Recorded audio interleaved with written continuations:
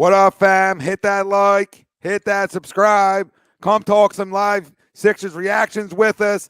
And we got some Phillies to talk about. Let's go.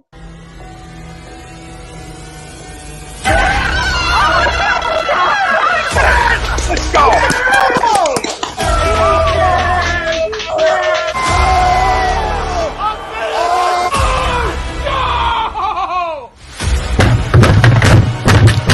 This ain't the fuck like force this game, he stinks.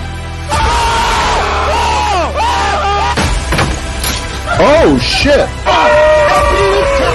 It's gone.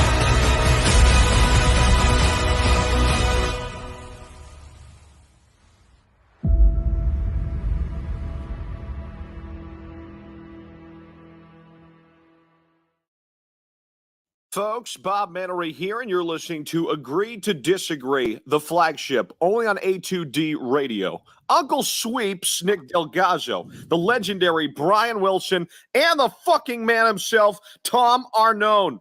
These three guys from Jersey bringing you real talk with no agenda. You don't like them? Tough shit. It's their show, and they're going to say whatever the hell they goddamn want.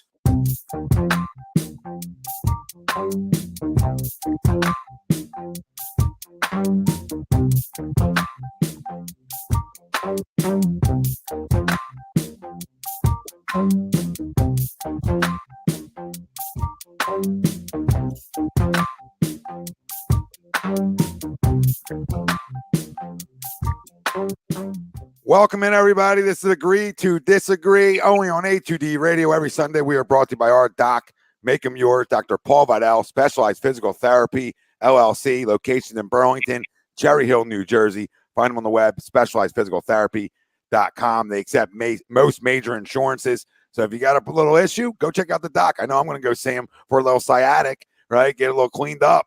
Get cleaned up by the doc, specializedphysicaltherapy.com. He couldn't come on with us tonight, but the doc will be on with us next weekend. And listen, hopefully we won't have any injuries to talk to him about. I'm Tom Arnone. That's Nick DelGozzo. There's no Brian Wilson tonight. No Greg Milwakovic tonight. So just the two of us. And Carrier talk. Yup, we'll put you on our shoulders. Here we go. Crumb of the week at the end of the show. March Madness opening weekend. It's been crazy. I mean, every year you feel like, oh, this is why it's March. But it's really this is another reason on this is why it's March. And it really said the other years, hold my beer for a minute. Because, I mean, when's the last time we seen a 15 seed going to the Sweet 16, right? And credit to them. Credit to St. Peter's. But just it feels like it's been a lot of upsets. Really, it just feels like it's been more than usual. I don't know why, and maybe it hasn't been, but it just feels like, man, this is a crazy one. And this is why it's the best time of the year. This is why, because people out there, well, I got perfect brackets. No, you don't. I really want to see evidence of perfect brackets. Like somebody at St. Peter's going to Sweet 16. No, you didn't. Yep, save that shit for somebody who gives a shit. Like you ain't fucking fooling us. And if you did, you found a way to get into the system and you changed that shit. Pass posted. You pass posted it because you didn't have St. Peter's. So you can tell me anything else. You didn't have St. Peter's. All right. You hacked in. You knew a guy who can hack, and you hacked in. And that's the only way you have a perfect bracket. If you had him once, okay, so then you had him, absolutely beating the blue blood, right? And then no way you had him winning 2 games. You know what I mean? So, yeah, like you said, this time of year, it's fantastic. Best time of year. Baseball, March Madness. The NBA's winding down. It's getting close to playoff time. High school season, travel ball season, just the best time of year, you know what I mean? And we love it. And, like you said, it's just Michigan, a team that probably didn't belong in. They're in the Sweet 16. You know what I mean? Played well, for Juwan Howard, in these 2 games. So, tip of the cap to him. You know what I mean? Listen, who am I to say? But 17 and 14 seems like they didn't deserve to get into me. But credit to them. Yeah, make some noise when you get in. That's what it's all about. You know what I mean? People said that about Syracuse years ago, and they did the same thing. So sometimes those teams are more, the most dangerous. Oh yeah, and it keeps guys keeping their jobs for a while too, doing stuff like that, sneaking in, finding a way in. You win 2, next thing you know, you're in the Sweet 16. Yeah, and that's huge for schools. We'll talk Phillies season outlook. All right, our first little glimpse at that. Now that stupid money has actually been spent. And I don't think it's stupid money. And they actually think it's smart money. And you just went over the luxury tax. Well, as you should. You're a top 5 market. Sometimes you have to when you don't draft well. And we'll have a second poll question during the show that'll be tied into the Phillies. We'll sort of go over there what we think their projected lineup's going to be. A lot of excitement for the Phillies. And like for the first time in over a decade, you can actually say, hey, this team can compete for a division. And you're not foolish, right? You're not just being a homer and hoping a million things go right. This is the first time you can actually say, hey, this team can compete for a division. Are they going to win one? I don't know. We'll talk about all that later on in the show. Sixers, Raptors live reactions. We'll get into that when they come back from halftime. 57-54 Raptors right now. And we talked about right before we came on, 18-7 second half, second chance points for the Raptors. You're not going to win many games when you're doing that kind of shit. And this has been, I feel like, an issue for a while. Before this trade and going back a few years, till Karen was giving up second chance opportunities and not rebounding the basketball. Yeah, that's where I was going, brother. Great job. 29-19 in rebounds. You know what I mean? You have 30 rebounds. 30 rebounds in the first half. Like you're a small team. Like you're not the smallest team ever assembled. Like, you know what I mean? You're not the Rockets when their tallest guy was 6'5". So it becomes an effort thing. And I don't like that. And that irks me. Just like when I heard about the transition defense. Well, they don't really give second and third efforts. Excuse me? What'd you say? I didn't hear that.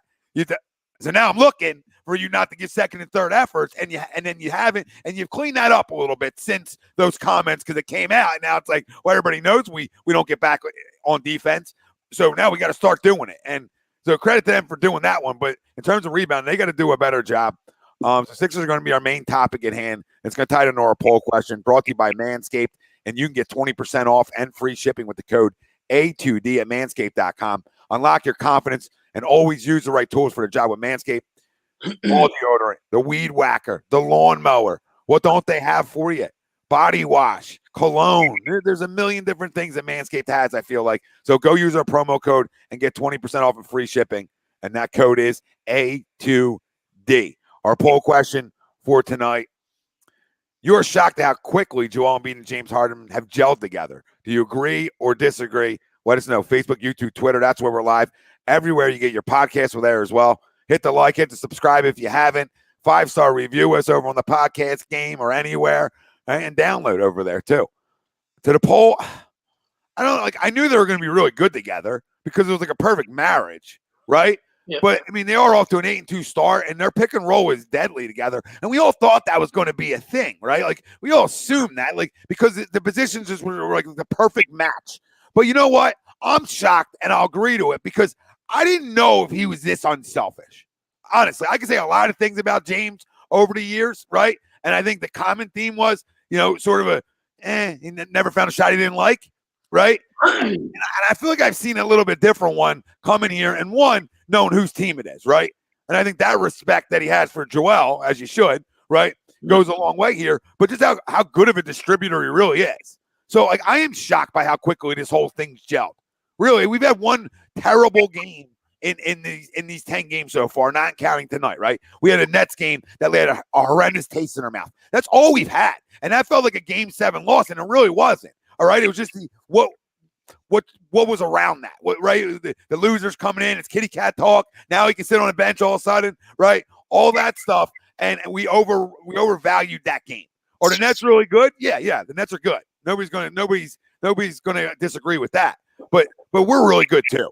All right, we just had our worst basketball game you could play all year, and I don't think we would do that, in a 7-game series. Like I don't think we're doing that come playoff time. So I am shocked at how quickly they gelled, and you know what? Credit to Harden for that one too. I mean, Joel's Joel, and Joel's going to do him, and I think Joel fits with anybody because it's just the way he plays.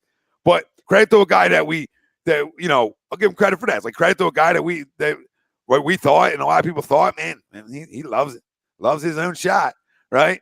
Not really like a distributor. Like he'll put up 8 and 10, right? But is it a true 8 and 10? Right? Is it like an unselfish 8 and 10, or is it a walk-in 8 and 10? Right? And there's some ways to always look at that. But watching him here, I mean, I'm watching a guy that's almost like really pass first. And that tells me another thing, Sweeps. I'll leave you with this. It tells me he can play till he's Chris Paul's age if he can pass the basketball like this and have the ability, his handles that he has too. He can play for a long time. So worry about a contract extension. I'm not really worried about that because the way he's distributing the basketball, I mean, listen, I feel like his shot's going to come. Like, I don't feel like he's going to constantly, per se, struggle from the field. Like, I think that's going to come back. But his ability to distribute when he is struggling, almost in a way, kind of makes up for it a little bit. So I'll agree. I think they gelled pretty quickly, and usually doesn't happen that quick. Yeah, no, I liked everything you said. I agree as well.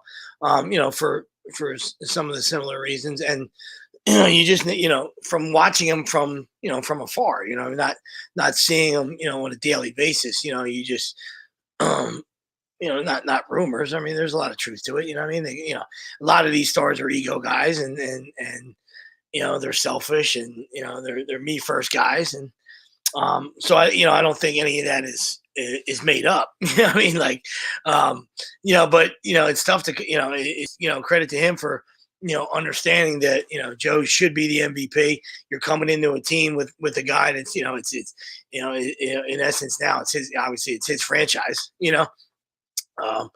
This is his team. So, you want to fit in, you want to be part of this puzzle, they can get to Broad Street, or or you going to try to be, you want to be the guy that's, 3 for 25 every night. And maybe go to the foul line 10 times and just be have a selfish game, because we know he doesn't play defense. You know what I mean? So, I definitely agree. It's been fun to watch, except for, like you said, the Nets game, frustrating and fun. You know what I mean? So for me, it's a combination. There's spurts where it's really exciting, and I'm still all in. I'm not I'm not jumping out of the boat like Greg. You know what I mean? But the frustrating part is and I know it's the NBA, but the frustrating part is the big leads we're blowing. We're blowing big leads. All right, and that's why we have to be able to play a little lick of defense. All right. If you play a lick of defense, all right, you can avoid that stuff. Right. We know how the NBA works. All right. It's ups and downs. All right. Get to the fourth quarter, the final 5 minutes. And that's when they say, hey, game on. You know what I mean? But, games, are also won and lost in the, the second and third quarter, right after halftime. If you get doored, all right, before halftime, you blow, a 12-point lead. Next, you let a team back in it, the game's tied, you know what I mean? Or like tonight blew another lead tonight, so, it is, that's the frustrating part. The exciting part is just to watch them too, like you said, gel, because, we know Joe is capable of doing, everything on the court. You know what I mean? For a 7-footer, the guy can do everything. All right. So we knew that, even though, like, the so-called experts wanted to say, well, he's a pick and pop guy, and it's not going to work. He doesn't pick and roll. He finally had a guy, he finally got a left shoe. You know what I mean? Like, all these years he had a right shoe. He didn't have a left shoe. Now he got a left shoe, and it fit perfect.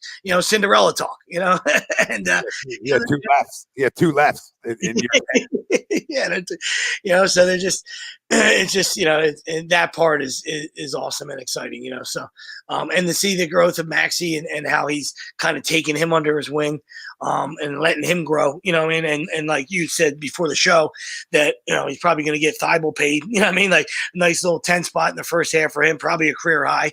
And he's just, he's, the guy's not making jumpers. He's just, he's finding them for layups and stuff, and he's getting some garbage points, and that's good. I mean, we don't care how he gets it, muck it up. So, it's been a good, it's been a good, like you said, good 10 games. You don't really count the Heat game, and obviously the Nets. There was just a lot going into it.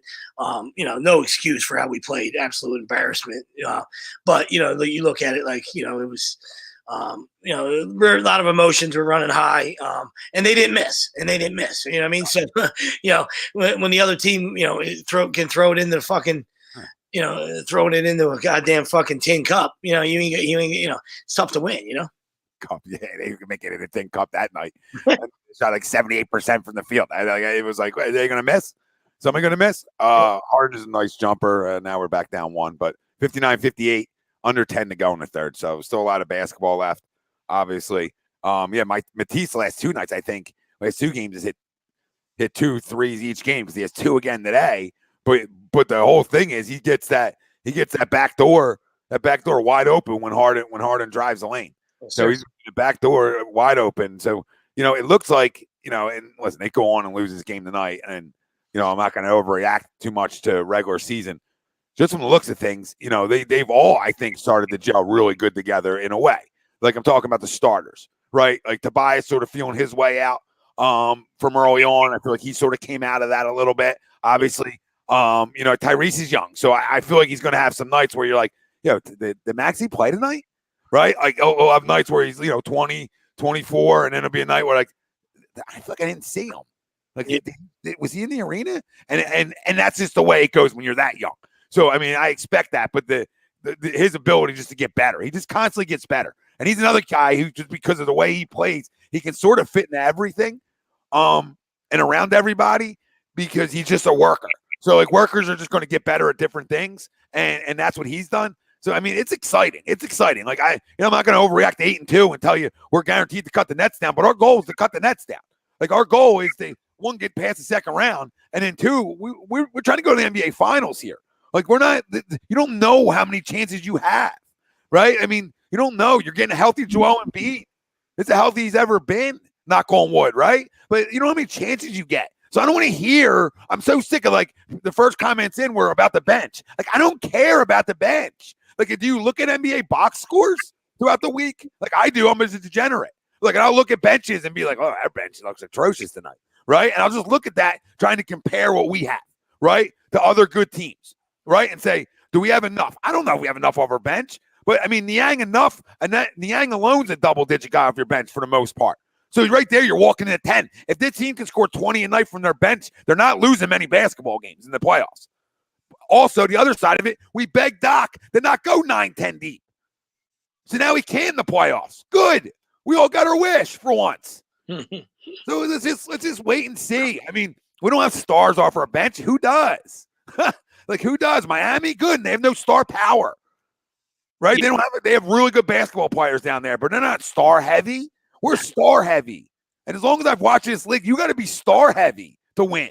Yeah, I was just going to say, I mean, you can have, a lot of teams will have that, that 6 man of the year candidate, you know what I mean? But like anywhere from 7, 8, 9, they're just role guys, you know what I mean? They're just going to fill, eat up some minutes and, maybe give you, give you a basket here or there. And maybe they're a defensive specialist, you know what I mean? So, anybody that's, like you said, anybody that's playing 9 or 10 guys in the playoffs, then, that's a team that's, not very good, you know what I mean? So, your stars and your studs are going to play, you know what I mean? Like, like I said, not saying that you're going to go 5 deep and play Iron Man basketball. I'm saying like if 7, 8, 9, and 10, or if you're counting on them to be huge contributors, then your team stinks. That's what I meant. I meant to, I apologize. That's what I meant to fix. If you do this and you have a line change, your team's not good enough. Yeah. Right? If you're walking like 4 guys off your bench at once in the postseason, you're not good. Or your starters are playing like horse shit, or you're up 40.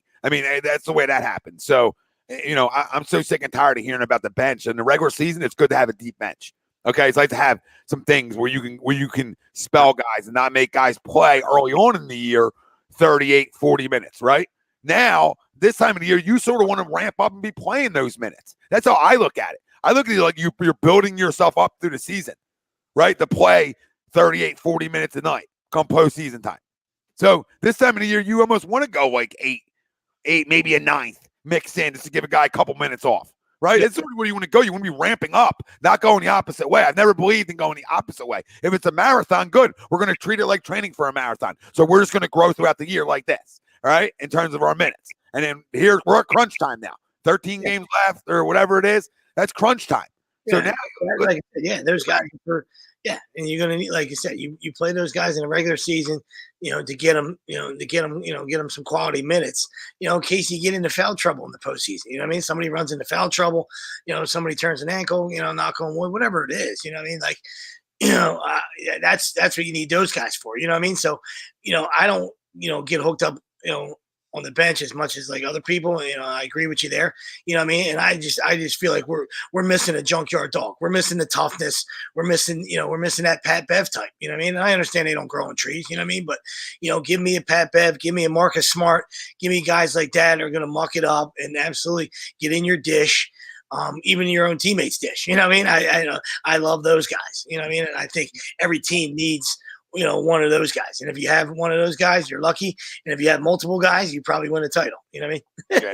Yeah, because the guy we have that like sort of would play that kind of role is just getting older, right? And isn't the same. Danny Green, like he would be your guy that's like not a muck it up, but not like a Pat Bev type, but just like a great defender. Guy comes in physical. I mean, that was sort of him earlier on in his career, I would say, than now. And you're right, we don't have that Evan, but I don't agree with Harris can score, Evan. I was just going to say that. You know what I mean? So, I mean, as much you have 4 guys, and I mean, like, Toby takes a lot of heat, and I'm not a huge Toby guy, but Toby can score. You know what I mean? Like, I'm not saying he's going for 26 every night, but he can score. And now, like Niang can't score. Like when people talk about our bench, like that also drives me crazy. Like Danny Green's going to hit you a three, maybe he'll hit you 2, right? And on a really good night, maybe he'll give you 4 or 5, right? If you're really lucky. All right. So you're going to get what you get out of him.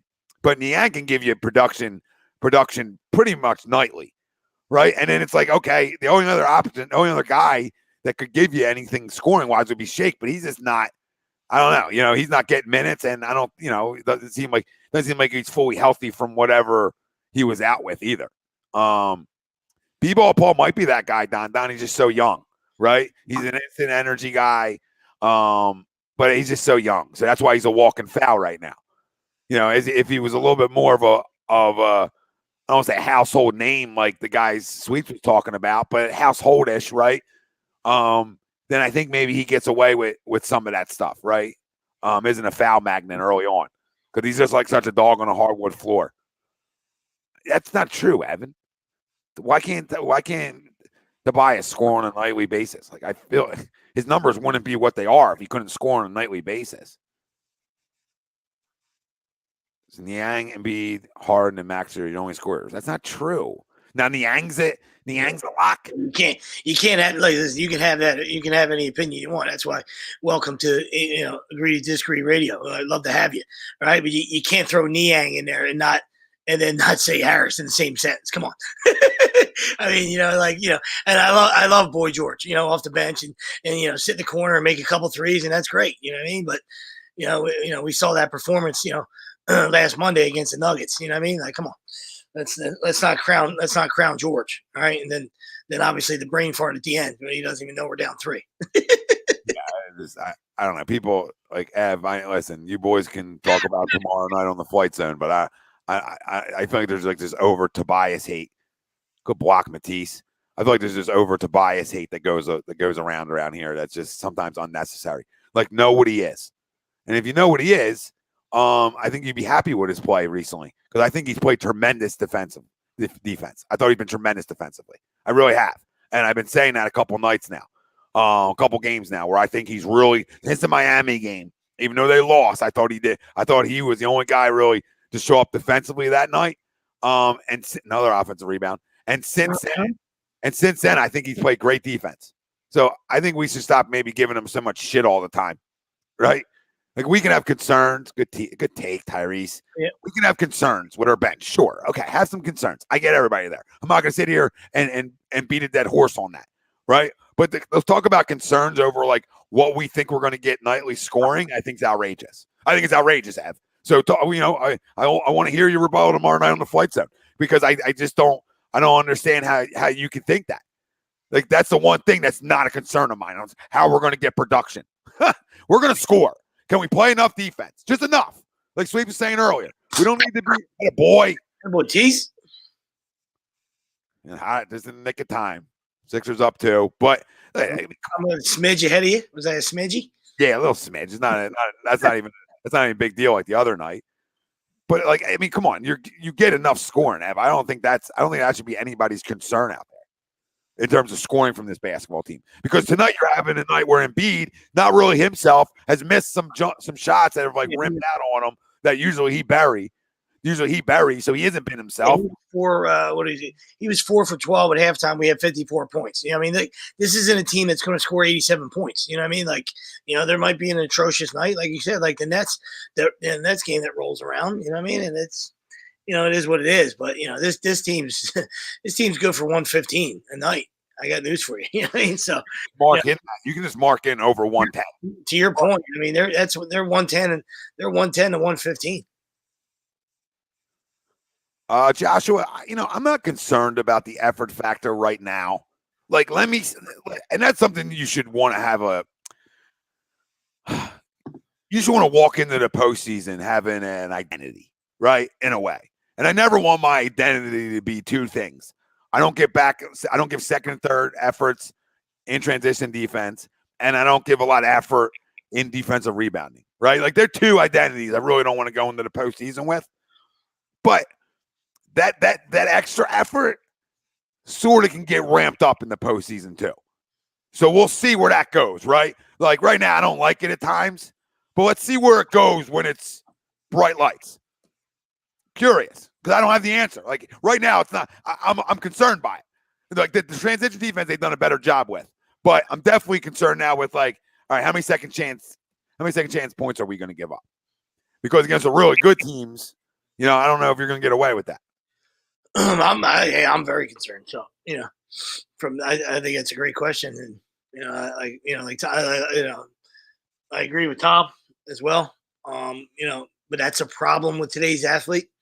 Whether it's the youth level all the way up to the pros. You know what I mean? Like, guys decide sometimes when they want to play and when they want to turn it on. And to me, that's sickening. You know what I mean? As an old school guy, you know what I mean? Like, you don't only have so many games sometimes in you. You know what I mean? I know, some guys are fortunate enough to play 20 years. That's great. You know what I mean? And other guys, have a shorter window. You know what I mean? And whether it's for winning, all right, or just absolutely playing in your prime, you should never take the game for granted. All right, whichever sport you're playing, you know what I mean, and that's what drives me up a fucking wall. You know what I mean, and I know what you're saying. It's one of 82 games, and that's that's the mindset of this this younger generation. I got no time for it. Yeah, I rebound every night. Of this younger generation, it's just practice. You know what I mean, like 6-9. The most famous quote in this town is, "We're talking about practice, right?" But AI gave you everything he had, so he was a guy that could tell you that. You know what I mean? That's a perfect quote for him, and that's why it's been so iconic and laughable. Ever since he said it, because he's right. And AI could say that because AI played his guts out every night. Yeah. Listen, I just know, like you said, today's athlete, and especially NBA, it is a longer season. But if a guy who's 6'9", like a Dennis Rodman, can lead the league in rebounding, then it just tells me all I need to know about rebounding, right? And then if it's from playing basketball and just at a high school level, I get, right? But just playing basketball, what rebounding entails. I mean, look at Chuck Barkley, 6'4", if he's lucky. if he's wearing heels. Barkley 6'4", if he's wearing heels. All right, I mean, come on. Guy outworked everybody, you know what I mean? Didn't miss a salad bar, and a blackjack table, you know what I mean? But the guy outworked you on the court. He's getting rimmed tonight. Guy outworks you on a nightly basis. Chuck outworked you, worked everybody. Yeah, so that tells you all you need to know about that. But yeah, it's definitely a concern. Marcus says Doc's success or failure. What's up, Marcus? You can catch Marcus every Thursday night here on 18 Marcus on Pro Fan Talk. Sorry, reading this. That's a failure to be based on how he manages Embiid and the bench. MVPs don't get much rest in the playoffs. Yeah, and I think credit to Joel. He's played the most minutes of his career. I mean, I think there's a time Joel's ready, Marcus, for the playoffs. It's now, right? Other years he's had great years. We know he's been an issue, right? But nothing like we've seen this year, obviously. You got to expect, and Marcus, I mean, you play sports at a high level. If fatigue sets in, mistakes set in, right? So your conditioning matters, right? Because if you're fatigued, that's how a mistake happens. Just that's in my opinion, right? If I start not to be able to see straight, right? Especially in basketball, right? I'm like, whoa, right? And at the end of games, and then the turnovers happen and different things. I feel like he's played his air quote cleanest basketball this year. And I think that's a lot to do with his conditioning. I give him a lot of credit. The way he's looked. People thought he came in looking out of shape this year, and I'm like, you guys looking at it. So I mean, I think he's done a really good job of that. He's been able to play a lot of minutes and not give you that Embiid tired. he gave us in years past, right? And we've all seen it. I feel like we've all seen it. Yeah, years past, he looked sluggish, obviously overweight and sluggish, and and still was, obviously uber talented. But I mean, we always, that's always thing we questioned. I mean, whether was he, was he in basketball shape? I mean, was his body going to be able to endure, all right, the daily grind? And his body broke down for him. What I mean? Like, in years past. So knock on wood. What I mean? Like, when you take care of yourself, like it looks like he might have did in this offseason, it translated to not only an MVP caliber season, but able to be there for your team, right? We always talk about the best availability is, the best ability is availability. So true. We need him. And obviously even more so in years past because he's playing the best basketball. But you see how the conditioning equals him playing at an even higher level than he has in years past. Crazy. And that's the crazy part. I mean, this guy's has all the talent in the world from day one. I mean, we've all said that. The things he can do on a basketball court, I haven't seen at his size. So now it just becomes how in shape are you? And maybe put the Chick-fil-A down, right? Like cool in your early 20s, right? Chick-fil-A cool in your early 20s, probably not going to sit well with you as you get later on. So as I can attest to. Never drove by a Chick-fil-A that I didn't stop at. So I feel you, big fella. But every time I say like, "Are you in the mood for Chick-fil-A?" I was always like Sunday. It's Sunday. Can't. Where am I? Don says, "What are your expectations?" Don, what's up, buddy? Look at Don. You're feeling real good about yourself. Sweet 16. Oh my goodness gracious! Good for you, buddy. Congrats. Some said shouldn't even been in, and look at Don. The slap continues. Changed his profile again. The guy's plays profile pong. I love it. Sixers up 69-63. I mean, my expectations are NBA Finals. I mean, how can they not? Like, and not saying to you, Don, like, how can they not? Like, that's not even like trying to be a homer. Like, they better be NBA Finals. I mean, that's where you want to go, right? I mean, if you get to the Eastern Conference Finals and you lose, okay, we'll see how that shaked out, right? But I mean, my expectations got to be NBA Finals. It got to be. I get the best player in the game right now. Shit, how are they not? Yeah, it doesn't mean they're going to win it. I mean, listen, the East is tough, but like, when you start the season, that should be everybody's goal. I mean, I know there's some fucking tomato cans that can't say that. You know what I mean? But like, when you start a season, man, you're everybody's 0-0. You know what I mean? And like your goal should always be to win a title. You know what I mean? Like some of these owners are just happy to get by and they do just enough, and that's. Hey, listen, to each his own. You know what I mean? But if you're a competitor and you got the pride gene, you should fucking be ready to fucking win every fucking game and fucking win it all. That should be your goal, right? Now, whether it's realistic or not, who knows? You know what I mean? But if you have that, have that approach, you have that mindset. You know what I mean? That's going to be half the battle. And then you got to, get some things that go right for you. You got to stay healthy. You got to get, you got to get a little bit of luck. You know what I mean? You got to maybe pick up a guy here and there, in every sport. And sometimes you get a good matchup, you get a good draw, whatever it is. I mean? There's sometimes the stars align. You know what I mean? So, but if you don't have that mentality, if you have that loser mentality, like we'll just be happy to make the playoffs, you know what I mean? Or we're happy to be 500. You're a fucking loser then, you know what I mean? So that's, to me, it should always be, the finals, like I said, whether whether we're able to cut down the nets or not, that should always be everybody's goal. You know what I mean? So to answer your question, Don, finals for me as well. You know what I mean? Especially if you have the talent and you made the deal you made, right? Then it even goes up. I mean, your expectations coming into this year, if 25 played, etc., it would still be NBA Finals. That's your expectations. You're expecting everything to come together. Well, now we know what happened there, whatever, blah, blah, blah, and we make the trade. Now it's even more so because you went and got a player at James caliber, right? And you're adding that perfect fit to your big man, which is a guard that can create on his own. Right. And we've seen Joel's numbers continue to be great. tonight's arguably his worst night, right? And I still think he has 16 or 17. So I mean, he's gonna have nights like this, but barely. I mean, these kind of nights rarely happen for him when he's shooting 4 for 15 right now. He has 16 points. So I mean, these kind of nights for Joel rarely happen. They really don't. They really don't. You go look through his game logs. It's pretty insane. And you go compare it to some other guys. Sixers up 4. They just won't go away. Obviously, Toronto. It's what they do. I mean, they're fighters. They take a lot after Nick Nurse. I feel like he's a fighter. Mm-hmm. Well, I feel like he's forcing. Congratulations to Miami. Final Four. I mean, excuse me, Jesus. Sweet 16. My fault. Yeah.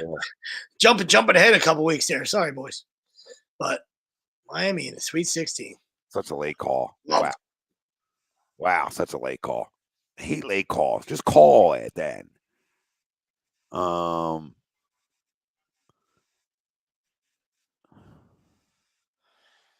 What's Andrew saying? Sorry. Andrew said Max doesn't make an all-star game in his career. It's a crime. Yeah, I mean, I think he will at some point.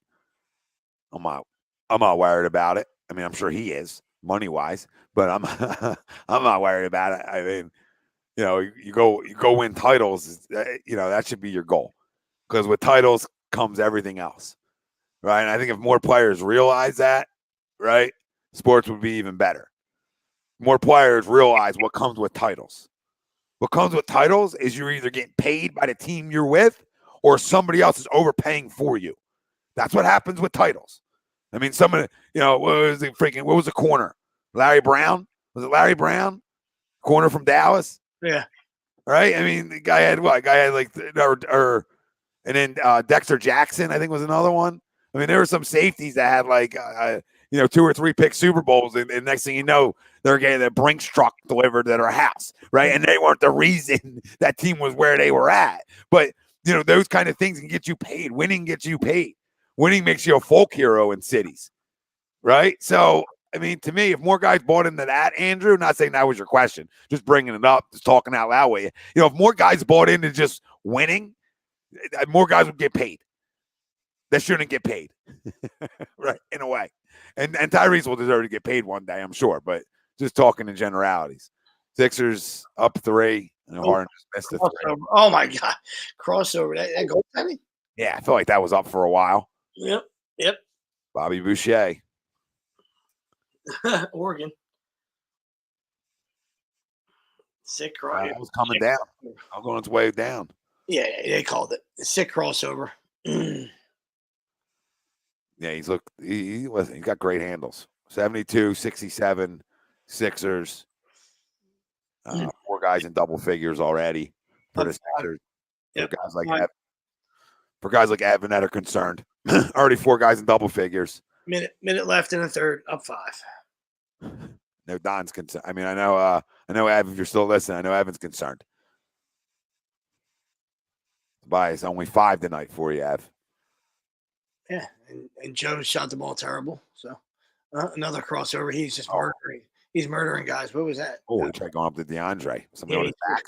He was trying. Yeah. Thad? Was that Thad? Was that Thad on the back? Trying to throw Lob City. Don, I don't think that's come on. Don't be that guy. Give the Sixers every call in the book. Look who they're giving the calls to. They're giving the calls to the most dominating player in the league, and they're not even, in reality, how many of the calls are they really giving them to, or not giving them? Maxey leading leading the Sixers with 17. Joel with 16. Harden with 13. Matisse still on 10. Tobias 5. Who's leading for them? Siakam with 20. They're going to be a tough team in the playoffs, though, Toronto, because they're an effort team. Mm-hmm. What up, Wayne? Thanks for joining us, brother. We'll talk some Phillies tonight, too. Everybody out there, and if you're just tuning in, make sure you hit the like. Make sure you hit the subscribe. Comment in. Let us know where you're tuning in from. Answer our poll question. That are you shocked at how quickly Joel Embiid and James Harden have gelled together? Do you agree or disagree? And also, go check out FanUp. FanUp is the best way to enjoy fantasy sports, daily NBA contests, and more. You can win great prizes. Sign up today. Use promo code A2D for 5,000 bonus points. That's a $50 value. Fan up we're on the Apple Store. Go over there, check them out, and get into some daily NBA contests. And they got a lot more than just that too. You know, for guys like Chrome who are bachelor, bachelorette, cats, make sure they got the bachelor, bachelorette. They have some March Madness stuff going on. So go check them out. And make sure you use promo code A2D for 5,000 bonus points, $50 value. I'll keep you playing for a while, for sure. Now back to action. About 35 seconds left in the third here. 7.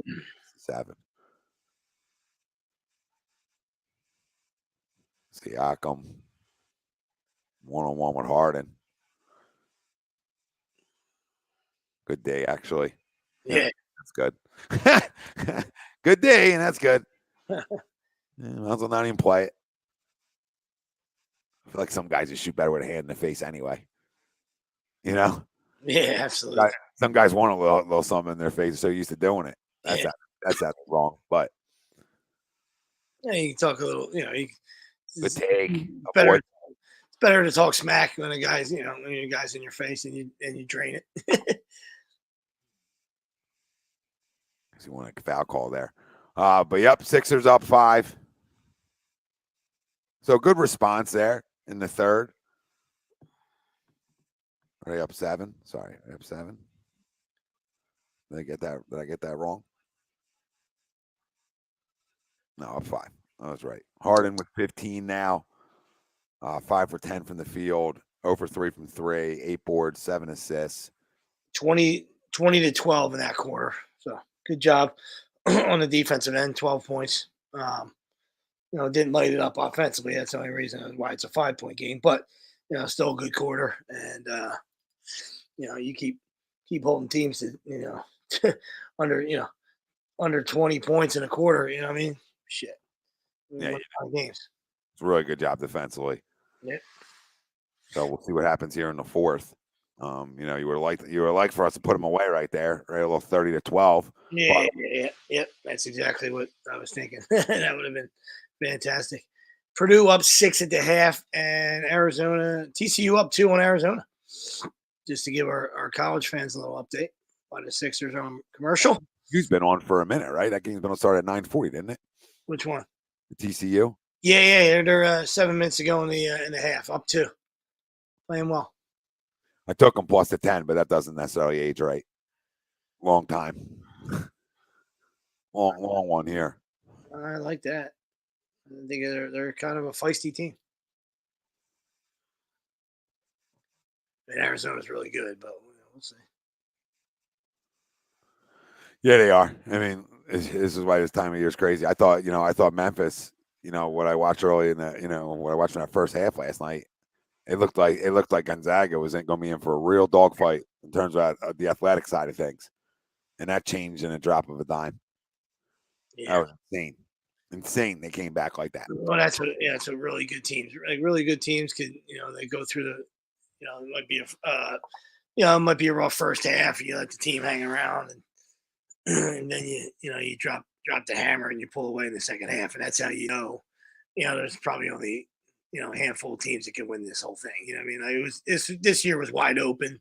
Don't get me wrong, but you know, there's probably, you know, when this thing started, I was probably at like 5 or 6. You know what I mean? Like some people were thinking like double digits. I'm like, nah, that's too many. You know what I mean? Like there's not you know, the 1-1 juggernaut, you know, that stands out. You know, Gonzaga and Arizona are really good. But that's the way I hear you. So we'll see. We'll go back to it just looked like Memphis athleticism was going to be a problem for him last night, at least early on. You know, you're up 10 and a half. You're like, all right, this, you know, a little Paul Reed action just got either rejected by the rim or a player. I'm not quite sure what just rejected Paul Reed right there. There I am. I was on the wrong station. Start of the fourth.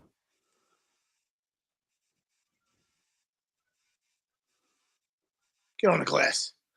Is that B-ball, Paul? Yep. Go boy. He's got rejected by the rim down there, but we'll take rebounds. All right. That was a tremendous. I like that. I like this move right here because you're playing a team that's a real, You know, a team that brings a lot of energy, right? So I actually like this. I actually like this decision a little bit by Doc. I don't give Doc a lot of credit. You know, baby Pop. What the What, hell? he thrown off his head? Oh my God! What are we doing? Why are you not going back? Why are you? Okay, that was awful. DeAndre in the head, and nobody rotates back. Yeah. I mean, I'm sure they didn't expect that, but geez, it was. Oh my God! Right, It hit him in the coconut, then it rolled a little bit. I mean, how about that? No shoulder block. What did What he is run into the guy? That's Get, all? get a timeout, Doc. What the fuck was that? Did he run into the boy George? Because if not, it's a foul. I mean, he got hip checked. Maybe George hit him. I don't know. I gotta see that one again. Yeah, me too. That was gross. Look at this. Now he's down. Wow, I gotta see this one again too. They called a charge. Wow. Yep. Yeah, it's a good call. It's a good call. Hang out there.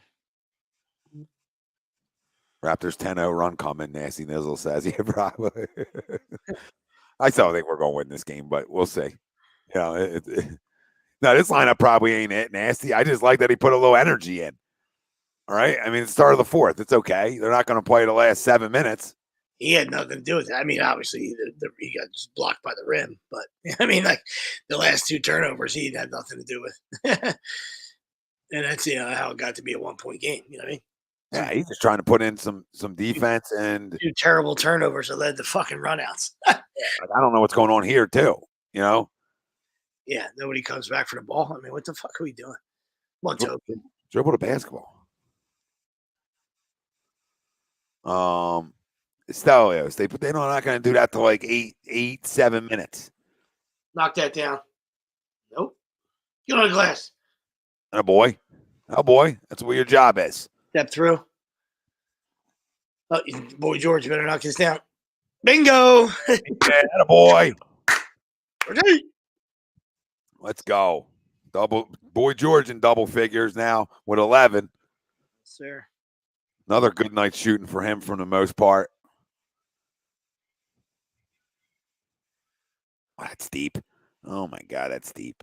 Jesus God. So deep. That's good D too. Like, I mean, you can't like sometimes I just like dude, credit to the guy, credit to the shooter. Need another. Ah, fuck. Sixers up 1, 9 to go. Let's get a win. Hit the like for a win. Hit the subscribe for a dub. Let's go. Comment in. Let us know you're here. Yeah, Dave, we know Von Miller and Robert Woods no longer part of your Rams. Yep. See ya. See yas. I mean, Von took a deal. I mean, it's hard to refuse. You know what I mean? You can't refuse that deal. Jesus. My goodness. Talk about Brinks trucks when the guy's a little long in the tooth now. And he's trying to be trying to be that rental, trying to be that rental Super Bowl guy too. You know what I mean? It's not like he went to the Detroit Lions. Sorry, Don. He went to the Bills. They're pretty good. So. Yeah, you can go win there too. Yeah, 3 places, right? Say you won a Super Bowl in 3 places. That's pretty fun to say. Mm-hmm. Oh, Wayne, we'll get to that one in a minute. Harden back to the line. Wayne said, at this point, who's your starting 5 in the playoffs? So I think the one you're running out there right now, Wayne. And first 2 in are Niang and DeAndre or Niang and Danny, just I guess depending on who you're playing, right? Who's in foul trouble, etc. So I don't know if I don't know if Sleep's got anything different or Maxey, Joe, Jimmy, Thibault, and Toby, and then like you said, George and Danny, and DeAndre's gonna have to, like I said, depending on we don't want to take Joe out, but and if Shake, I don't know if Shake could ever get hot. Yeah, right.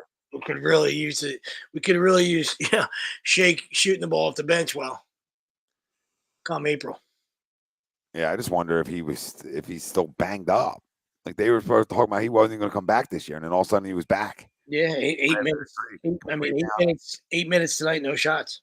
Yeah, another night with no shots. Like Yeah. I don't know last time Shake took a shot. Mm-hmm. So he really hasn't played minutes to get those shots either. Like he hasn't ran like 15 minutes. Yeah, like yeah, exactly. But I think me or you can get it. We could chuck one up in 8 minutes. I think I'm forcing my way in the one. Yeah, but the problem is he's always been playing with two guys on the court. Yeah, like I understand. Yeah, I understand flow of the game and being a good teammate and stuff. But like, like you're coming off the bench. We need some bench production, dude. I need you to chuck a few, shake. There's a couple. There we go. Down one. Joe's at the scorer's table. Next horn. Get a bucket here, huh? Use that, James. Nope. Goodness. Back on defense again. 0 for 4. Oh, not back. Transition defense again. 0 for 4 from 3 from James tonight. Jimmy Harden. Sixers down 3. About 7 minutes to go here. Has not shot the ball well from 3. I've given him some credit for other things, but has not shot the ball well at all from 3. Him and Embiid combined 0 for 7 tonight from 3. If you had the bias in there, we're 7 for 20. Yeah, we're 7 for 26 from 3. That's atrocious. 28% to be exact. 28% compared to they're only shooting 25%. I was going to say they're only 6 for 24, but it's second chance points, right? Or just offensive rebounds alone. They have 18 offensive rebounds. 18 sweeps. The Raptors have 18 offensive rebounds. Offensive. That's effort. You know what I mean? That's all effort. You got to put a body on. You got to lock it out. Sorry. Fucking disturbing. I don't know. Let's see how many we have. Ring doorbell here. What's going on? We have 5. They have 18. 18. What are you doing, lady? Ring doorbell. Umberto, that's a decent 6, 7, 8 man rotation, respectively. I don't know why people shit on the bench so much. They're obviously not great scorers, but they can contribute in other ways. Exactly. You're getting so much production from your starters. It shouldn't be an issue. Nancy, yes. I mean, he's been struggling from 3, Harden. So, I don't expect that to continue. Rather get you out your shooting woes out of the way now instead of later, right? Just get this out before playoff time so we don't see Harden in the playoffs come out, right? I don't know. Listen, again, you're in a dogfight again tonight, and these are the type of games you want right now. I know we talked about this with the Orlando game. This one's different, but these are the kind of fights I want you to be in sometimes. Can you find your way out of this again? Right? You've had a good success this year of being in these types of games and finding your way out. Can you do it again tonight? Because this is how playoff basketball goes in terms of dogfights, in terms of runs. You know what I mean? That's how it goes. You're not blowing teams out by 15 every night. They ain't comfortable. Ain't nothing comfortable come the postseason. No. So can you put yourself in continue? I don't want to continue to put myself in uncomfortable situations, but you're in another one tonight. Can you find a way to win it again? And they've done a really good job of that. So if they don't do that tonight, it's not the end of the world, but you would like to see them pull another one off. I mean, listen, they're not scoring. They have 25 points now through a quarter and a half. I mean, it's time to start scoring. We just sat here and said, we're walking the 115. We're walking the 115 nightly. Here we go. Our boy Evan's giggling right now. He's like, hey, these fucking idiots. Told him, guaranteed us 115. I know. Sorry, Evan, we did. Yeah, that's us. It's us, buddy. I mean, in a night show, if you knew me and Tom, hey, sometimes we walk into a fucking stop sign. It's not our fault. I mean, Toby, fucking grab the fucking ball. Oh. All right. 7 minutes to go. I mean, they play good defense. Say that, and they'll probably get one in the face right now. So now Harden's out. Embiid's in.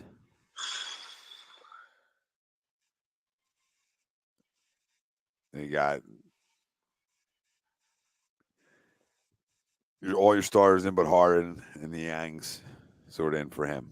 Yeah, I'll tell you what is alarming. I mean, like we alluded the guy alluded to earlier about, MVP, he's not sitting too much, and we know that, like, we need, Joe's got to play big minutes. That's factual. You know what I mean? Doc's got to pick his spots to give the big fella some rest. You know what I mean? But that is alarming. And that goes along with the shooting that Jimmy Harden's not shooting the ball well, because he can't carry. It doesn't look like he can carry a team right now. You know what I mean? And and I'm not saying he's got to like go for 40, dump in 20 when the big fella's sitting, but like, I mean, we need something, buddy. We need something. I mean, he probably had maybe 4 turnovers that quarter while Joe was sitting, and I don't know if he had any points. He had a fucking charge. And boy, big fella, get in. Instant offense from the big fella. Eagle Slayer said Doc is the black Brett Brown. You're not going to get an argument here. Listen, I'm not calling him Pop. You know what I mean? I'm not calling him Pop. So Eagle Slayer, I love that. I mean, I wish that was a fortune cookie. That's fantastic. I'm not a Doc guy. Doc's well-documented struggles and blown leads and fucking failures. So Doc would say the black Pop. That's the black Pop. I'm not a Doc guy. I'm not a Doc guy, and I'm not like necessarily a Doc guy. Like I've always been like lukewarm on Doc. I did like the hire because of the accountability that we needed at the time, for sure. It was like, this was like a slumber party. Well, it was the same thing. Like it was the same. It was the same thing with Ben. Like that was enough. We were done. We didn't care who we got. You know what I mean? So the fact that it worked out that we got Harden, that was fine. But like, 2 weeks before that, like, not just you, everybody was like, all right, just get him out of here, please. It's a black cloud. I don't care who we get back. You know what I mean? And it was the same thing with Brett Brown. Like you went through the process. We understood that, Brett. We gave you the benefit of the doubt, and it was time. It was time for you to go, Brett. You know what I mean? Yeah. We gave you a chance. Not necessarily saying it was all your fault. Not blaming you for everything. Not blaming you for Ben being a kitty cat. Oh my God. I know that's a deep 3. Whoever came, whoever came in was going to be, we were going to welcome with open arms. You know what I mean? But Doc had that baggage. I mean, we kind of said that on our show. You know what I mean? Hey, like the hire, don't love it. Like the hire, don't love it. You know what I mean? But he's a player's coach, and played in the league and should have the respect of the locker room. So, we liked all those things. All right. But, I don't love his in-game management. I don't like his rotations. A lot of things I didn't like. For sure. We'll love a stop. Yeah, it would help. Come on. Tee him up. Stop it. Jumper. Let's go. Push. Good day. Good day. I thought he made that for a second. Can we ever get a fast break point? Good entry. Dish. Shoot that. Hey, give it right back to him. I mean, just go eat, big fella. Go eat. Feed the big fella Skittles. Feed him Skittles. Go eat. Let's go. Down 1, 4 minutes to go here. That's a winning possession right there. I mean, not just because the way it finished, it went into him 3 times or two different times. That's it, right? Hot potato. Okay, well, going right back to the right back. We're going to play through. We're going to play through the big fella. That's what we have to do. What we have to do. No, and that's the one thing I've liked that I feel like Harden's done is play through the big fella, right? Like basketball IQ, knowing, hey, I got a generational big man. We're going to play through him, right? I think the basketball IQ from this team has been good with that too, right? Like, and that's something I've liked. There's been good things. There really has been good things. Perfect? No, it hasn't been perfect because we haven't gotten James to score at that level, right? If we feel like if we get both scoring at a 30 tech level, then we're having the Kobe Shaq convo again, right? Like when he first got here, not that it's been a long time. When he first got here, he had his first few games, he was scoring. It was like, okay, Harden can still score. Nothing to see here. I think he was getting like 26, right? 28. Now that's when it ticked down. But you get him to go off too. I mean, I don't know how many people are beating you, and that's going to be the thing. I mean, Joe's 6 for 18 tonight. He don't have that many of those nights. And he's still giving you 21 through all that. Agreed. But these are the kind of games I want them to be in. I'm going to keep yelling and screaming about that down the last, two handfuls of games here. You get battle tested, buddy. I mean, how many times do we talk about talk about nothing good happens, in a blowout. You know what I mean? Obviously, if you're on you're on the right side of it, yeah, that's great. You get a little bit of rest. You can get some guys out. That's every once in a while they're good to have. They're good to have. The door somebody. You know what I mean? Get a little rest. Feel good about yourself. Seeing the ball going. In the hole. That's great. You know what I mean? But but overall, give me a team that finds a way to win close games and is battle tested and tough and can make their free throws, at the end of the game. You know what I mean? To close out games. Give me a team that can close games. Yeah, Don, everybody slanders Tobias all the time. I don't care. I know he only has 5 points tonight, right? But you either get him or Maxey on fire or plays scores a basketball. It's sort of how it's been. Now, I could do without you being 2 for 9, of course, right? Could use 2 or 3 more buckets, definitely. But it's also the NBA. I get it. That's what he is sometimes. But Maxey sort of picks up that slack tonight. So it's sort of been one of the two. And if both of them can score the basketball, that's where you're almost unbeatable, right? That's when you become really dangerous. And that's where we hope to be, where all 4 guys are having all nights. If all 4 guys are having all nights, and listen, we might never lose a game. You know what I mean? Then we're like the Warriors and the Bulls, right? I mean, you know what I mean? Come on. So, you expect these guys to have some nights off per se. But play good D like you just did there at Tobias. Right? Play good D just like you did there. Yep. Play winning basketball like we're talking about here. Because that's what it comes down to. Catch the ball, Matisse. Fucking damn it. All right, let's go. 4 minutes.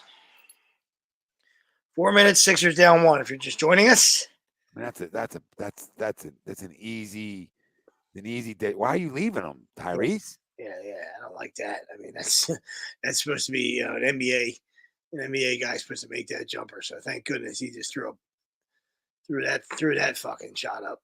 That was awful. But I mean, you can't give NBA guys that look right there. Come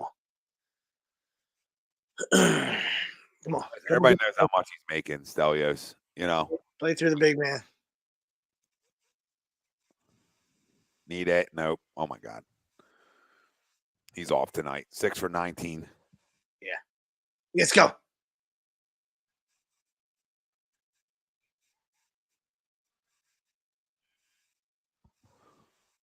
Good take. Good dish. Yeah, and I know what Stelios is saying. You know what I mean? I guess, we cover it up all. I mean, we cover it all the time. You know what I mean? We know he's not max. He's not max contract worthy. You know what I mean? That's just the way the NBA was. It's the way the NBA is and was. They were throwing around monopoly money. You know what I mean? So, it's just kind of what we had to do at that point.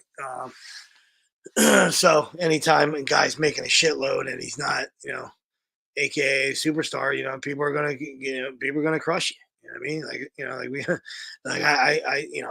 I call it the Pat Burrell effect. You know what I mean? That's Pat got paid and then hit 229 and half the fan base hated him, and then people that were knowledgeable, like us, knew, hey, listen, Pat's going to give you 30 and 100. You know what I mean? So you'll take that. You know what I mean? I don't care shit. I don't give a shit what he hits. Pat will give you 30 and 100. Yeah, he is what he is. He became idiot. He is what he is. Evan, the only thing I'll say to that, I don't disagree with you, totally, because I like the run. But what's postseason basketball going to be? It's going to be a slowdown for the most part, right? It slows down. We've had this conversation in this city forever. But I mean, I would like it not to have to be James all the time. But it seems like that's what it is. I mean, they want to slow you up. They want to get into a half court set. I think they feel like they're really dangerous in a half court set. I think they sort of want to, because of their transition defense, they want to slow it up against you too. Make sense? Because they don't really get back well on transition defense. So now they're trying to slow the game up, slow the game down. So I mean, that's actually good basketball coaching. And I'm not going to crush Doc all the time, but that's just smart basketball IQ. I got a dominant big man and a guard who can take guys off the dribble. So What the hell is that? Not anything. Yeah, they called it late because I'm like, that's gross. Yeah, but don't ever shoot that again, please. But that's the whole point. That's the whole point. He's automatically doubled, right? Or they make him get the ball out of his hands, whatever. It just creates ball movement. It creates a half court offense. You have again, he's shooting like shit tonight for the first time, like I feel like all year for the most part. But you have a generational big man, so you almost want to slow it up a little bit, and you don't get back on defense well.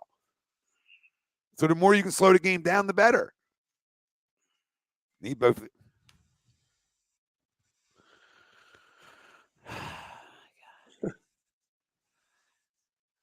Free throws? Yeah, I can't do. You know me. You know me when it comes to the free things. They're fucking free. I need them. I need them all the time, especially under in the fourth quarter. Oh my God, he missed both. Give everybody a frosty. Give everybody a fucking frosty. You're missing both, James. That's the talk about the bias. We're sitting here talking about the bias a million times. Let's talk about the bias. Everyone wants to chime in about the bias. Anybody see the bias tonight? Good day. Come on. It's a tough shot. Free throws are murder. It's murder. This might be a wrap. This might be a wrap. This might be a Raptor. Finish. Damn, there's a lid on it. There's a lid on it tonight, Joe. Here come the overreactions. Back at the 90. How crazy is that? We were 54.5. We were fucking tough. Hey, we can score at anybody. It's not. We're not wrong. It's just funny how it happened tonight. You know what I mean? Whatever. Love to start the postseason on the road. Love to start the postseason on the road. For sure. Well, listen, there's still time here. Still time. You get a bucket. Plenty of time. They just gave us the ball. I mean, that's still good defense. I like I said, I know he's not playing great offensively, but that's good defense right there too. Tobias on Siakam. So I mean, at least he's bringing it there. At least he's not becoming a one-way player, right? If my offensive game isn't going, I'm going to be a puss on D. So I'll take that. I'll take that effort. I'm not sitting here going to crown the guy. I'll just take it. Play one way then. If you're struggling offensively, get palmsy. Be aggressive. Have an impact on a game. You can have an impact on a game in a lot of ways. Not every way shows up necessarily in a box score either. We'll like it too. We'll love it too. For what you're getting paid, I get it. No way. I know. I'm leaving. I know much more. We almost didn't get that rebound. You know, tip that around. Shot almost went. Oh my God. Need a bucket.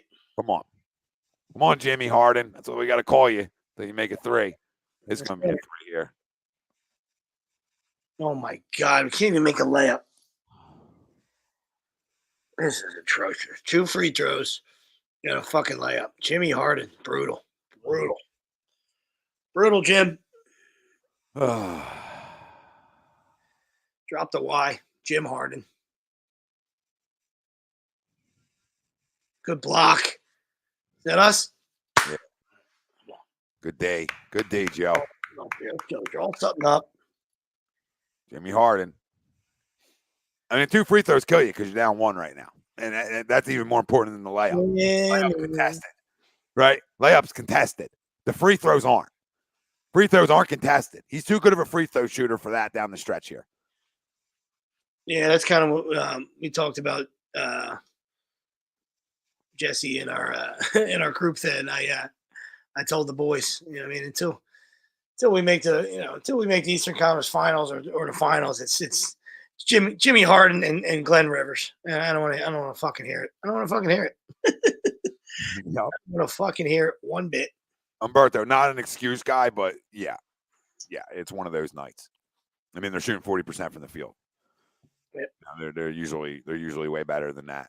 I don't know. Like I said, they haven't played well at home. They have the most road wins in the Eastern Conference, so they've been tremendous on the road, but they haven't been able to put it all together at home. 7 missed free throws as well. 7 missed free throws. That's usually not their MO either. Out rebounded by 17. That's sort of their MO. 20 offensive rebounds, brother. What we say? You're not going to win games like that. You are not going to win games. So we can talk lids on buckets like tonight, right? And all that stuff. But you cut those offensive rebounds in half, and you're winning a basketball game right now. 20-5, bro. You're winning a basketball game. If you cut them in half, even if they're 12, even 12-5, you're winning a basketball game. Yes, sir.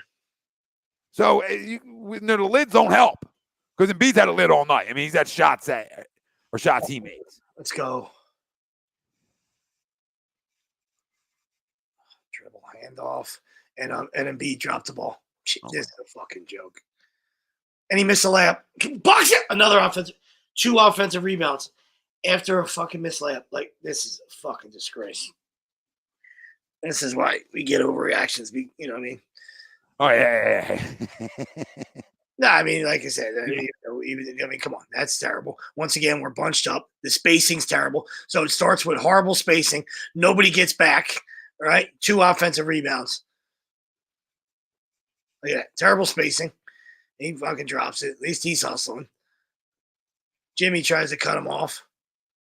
And then listen, and it's 3 guys against just Joe. All right, the other 3 guys can't back. Come on, Maxey. You know how fast you are, Maxey? No reason you can't get back after all that shit, buddy. Come on. Me or you can get back there from where he was while all that was transpiring. Excuse me. Well, listen, there's a big one tomorrow night down here at the Wells Fargo, too. You got the Heat in tomorrow night.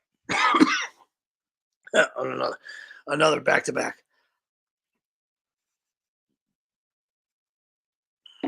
I think that's overreacting if you compare it to a playoff game, though. Right? Like, you just compared it to a Hawks game 7. So that's overreacting. It's overreacting. Like, this is an ugly loss. You didn't shoot well at all. Right? You got 86 points right now, which is not going to be your MO most nights. All right? I don't know. I don't like losing, period. So I'm never happy. But this is an ugly loss. This is an effort. This is you got out effort. 3 down the stretch. Like I said, loss. Listen, a loss is a loss, and there is different kinds of losses. You know what I mean? There's the Nets loss. There's you don't show up, you get embarrassed. The other team shoots the lights out. Whatever. You don't play with any heart. You don't play with any effort. And then there's times when listen, you left everything out there. You get nipped at the wire. Somebody hits a shot. Whatever it is. Tonight's one of those. Like, listen, tonight's bad for me because of the last 5 possessions. All right. I mean, Jimmy misses 2 free throws. And a layup. Joe misses a turnaround. I know he's had an off shooting night. Listen, it's going to happen. He's been great all year. He's carried us all year. So, I'm not, giving him a pass, but it's going to happen. Sometimes other guys got to step up. But, and then just a horrible turnover, down 3. I don't know what the hell we were running. A dribble handoff to our fucking 7-footer with no fucking spacing. I mean, the fuck? Yeah, not a fan of that. I don't know what they're looking at here. Yeah. I know we blew a 17-point lead, but somebody was saying, or a 16-point lead, whatever. I mean, yeah, in the first quarter, though. Like, not saying you should ever blow it, but like the first quarter of the NBA. Like, yeah. Listen, this is what Toronto is. Their energy and effort. So if you don't match their energy and effort, this is how they beat teams. It's how they beat teams. They're not the most talented group walking around. They're just not. But they're athletic as shit. They have a lot of great athletes out there, and they got a lot of energy. What are they looking at? It's all ball. Plus, he missed it, and they got 2 offensive rebounds after that. What the hell are they looking at? Yeah, can we look at the push in the back by Siakam to Joe right here? How about this? Right here. Where'd Joe go? Where'd Joe go? How's he off his spot? He's pretty big. How's he off his spot? We're fucking taking a peekaboo, then take a peekaboo. Take a peekaboo, our ball. Take a peekaboo, our ball. Let's go. The NCAA did that the other day. Fucking idiots. While you're taking a peek. Looked at something and saw something more egregious and said, hey, listen, we're going to triple stamp a double stamp. So we could use that right now. We could use that. Now we got to push in the back. Double stamp. Love triple stamp and a double stamp. We got to push in the back.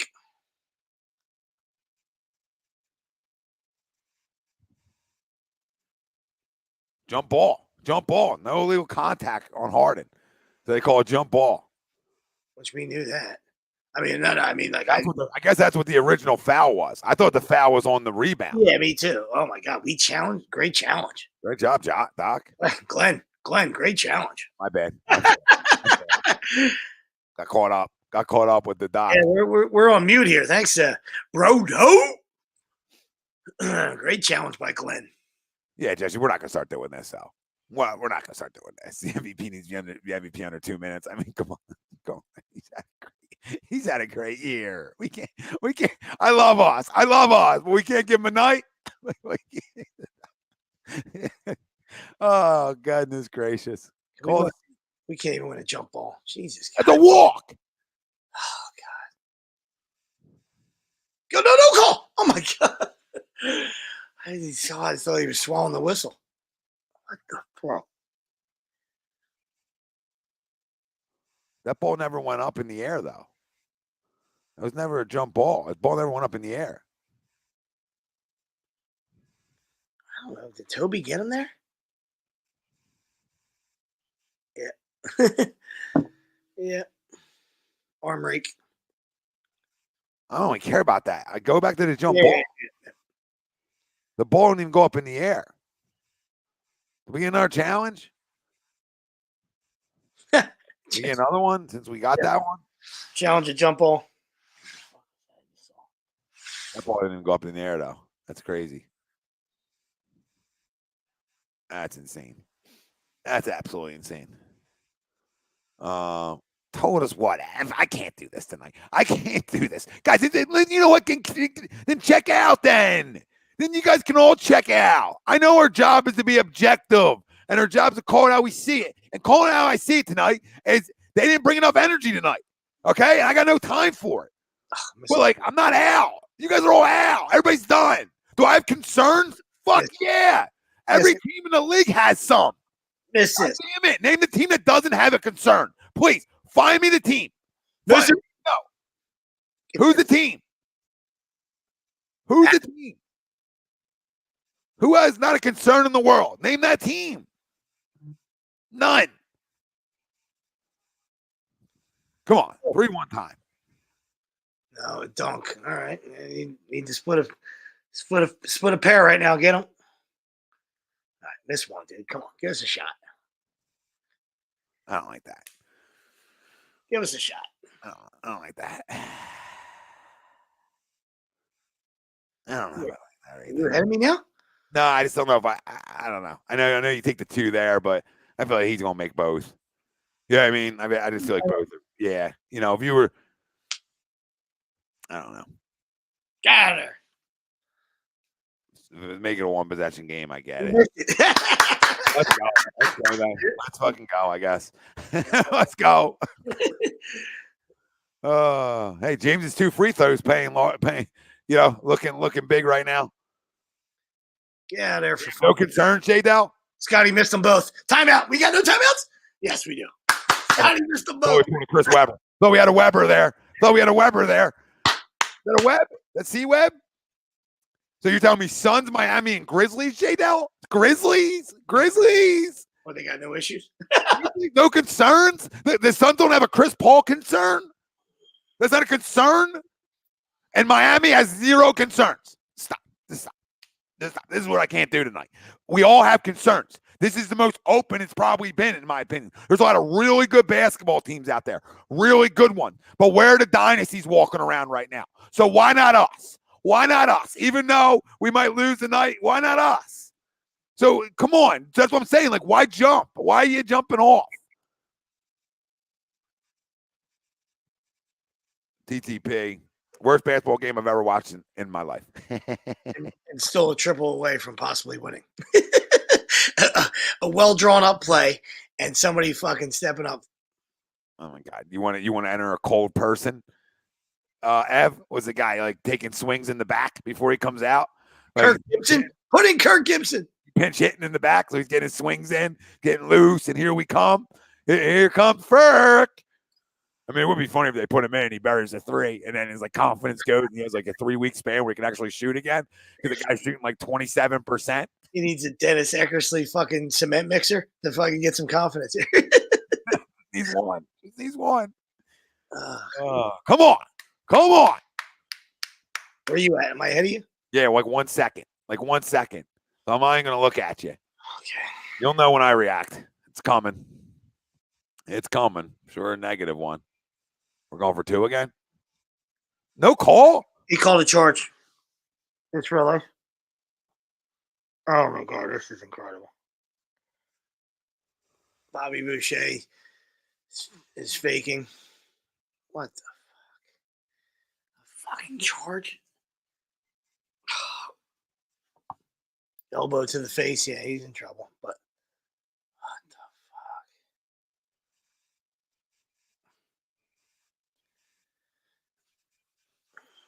Wow. I thought we were down 3 again for a second. And I was like, why is this son of a bitch taking it to the buck? I forgot he missed both. Yeah.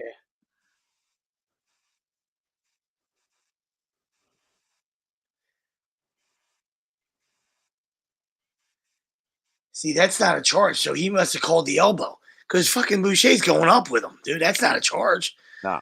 So he's calling the elbow.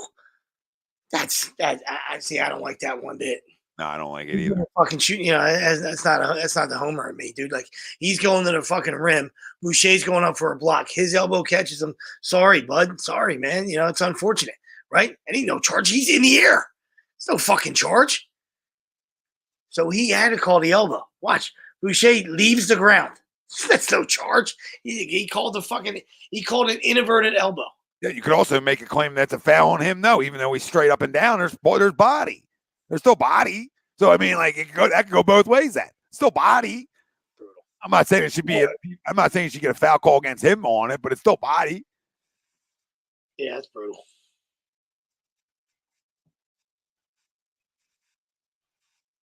He legit called a flagrant one.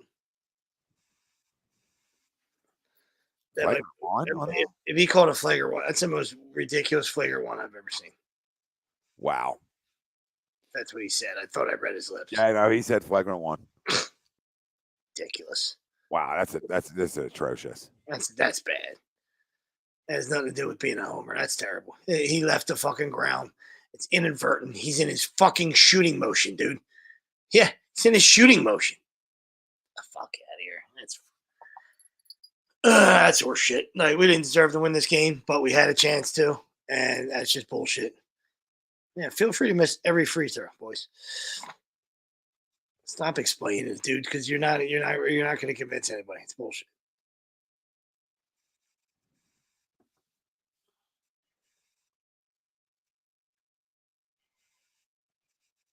Well, ball game. So it was fun. Wow, that was a terrible 5 minutes. I'll tell you, 4 minutes. Yeah. First quarter felt good.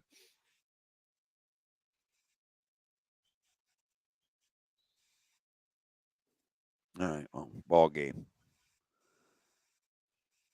Yeah, TTP says perfect ending into this one. Yeah, it's true.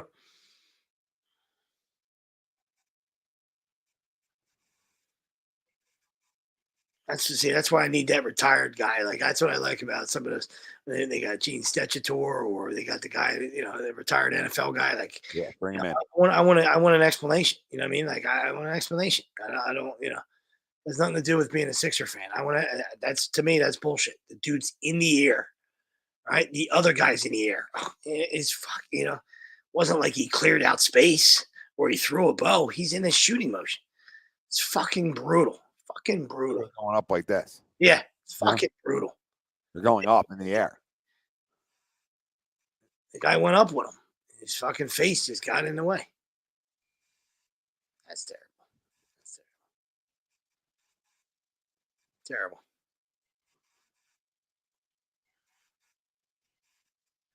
Yeah. 47. Pascal and Precious, 47. Yeah, they should never end the game on a call like that, Pete. If you want to call the offensive foul there, fine. Offensive foul, elbow, whatever, call it. It could be my guess. Right? Then he goes to choose 2 free throws. He missed one of them. So you still got a chance. But you can't just take the game away. That's what you just did. You literally just said game's over. Because there's no way they're missing 3 out of 4. Right? So you just literally said game over. Thanks. Come on. Yeah, that's a joke. So listen, the great thing about the NBA, and we're going to say it about baseball, we'll segue into there in a minute or two. But the great thing about the NBA is there's usually one in the next night or two, and in this instance, there's one tomorrow against a damn good Heat team. So talk about get a taste out of her mouth. If we can get a taste out of her mouth, because tonight was to me an effort loss. We talked about. I think you gave up 20 offensive rebounds. May have been even one or two more than that. And you only had 5. So that's not going to translate to many wins. And you got out-hustled tonight against a team that prides himself in that kind of stuff. And here we are. Yep, I rebounded by 16, 20-5 on the offensive glass. 10 turnovers. 10 turnovers. Jaron, the man, says, I'm starting to think this team is losing its heart. I don't know. I don't know. I'm not trying to poo-poo people and their comments in here or any of that shit tonight, right? Because I want everybody to have opinions, all right? But what are we doing? I'm just not there. We're talking about losing its heart now. Another no heart comment. Wow. Okay, maybe they don't. Maybe they don't. Maybe when the postseason comes, they're a second round exit again, guys. Maybe they are. But I'm gonna hope for otherwise. I'm going to hope this team has heart, because I've seen plenty of nights where they have, right? I've seen nights where they've won tough games. So, listen, they don't play well at home. So if you want to concern ourselves around why this team has the best road record in the Eastern Conference, but can't figure it out at home. Well, the Raptors are still a tough team. They're still arguably going to be a playoff team. They're still tough. I'm not crowning them, but they're tough. I mean, teams lose to teams in the NBA. I mean, that's sort of how it goes. But tonight's not a loss I enjoy, though. No, it's an ugly ending. Right? Not just the Harden play at the end. Just like I said, the last 4 minutes was Harden misses 2 free throws. Yeah, the last 4 minutes was gross. You know what I mean? It was just helter skelter. No, it was just it was a terrible 4 minutes. Didn't like anything about it. And it resulted in a loss. You know what I mean? Don, profile Donnie, here he is. He got another one up. Yeah. But no, yeah, you look at, like I said, you look at those things, and reason why you lost tonight. Yeah. And the fact you scored 88 points. Which is sort of amazing. We both said that this team walks in the 115 tonight. And after that, she either scored 20.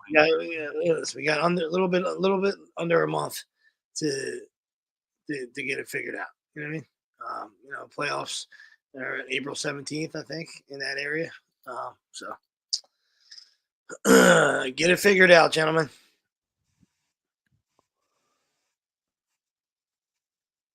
Yeah, a game you got to have, Dan. Oh, I can't disagree with it. I can't disagree with it. But how many times is Joe going to go 6 for 20? I don't know. So that's my biggest takeaway from this. Outside of the obvious things that we mentioned. So we'll see. And listen, you get back tomorrow night, you get a win tomorrow night, and this game sort of goes away. Yeah, then the universe is back to being, everything's back to being okay. And they're going to the Eastern Conference Finals again. Oh, Rob, I actually agree with this. Just end the regular season, please. I've had enough. Give me playoffs, and either we win or lose, but get on with it. That boy Leonard? Oh, TTP. Well, 6 for 20. Harden 6 turnovers. That will never get it done. Regular season, though, hopefully we figure it out. Yeah. And then, again, the 20 offensive rebounds you gave up, which is unacceptable. So as we talked about earlier, that's an effort thing. Nova Van Fleet, or an Anunoby. They have to be better. Yeah, of course, Malik. Couldn't agree. Couldn't agree more. Vintage Nick, that was a bullshit loss. Yeah. It's an ugly one. It's definitely an ugly one. But you can get it back tomorrow. You come out, you click on all cylinders tomorrow night, and this is forgotten.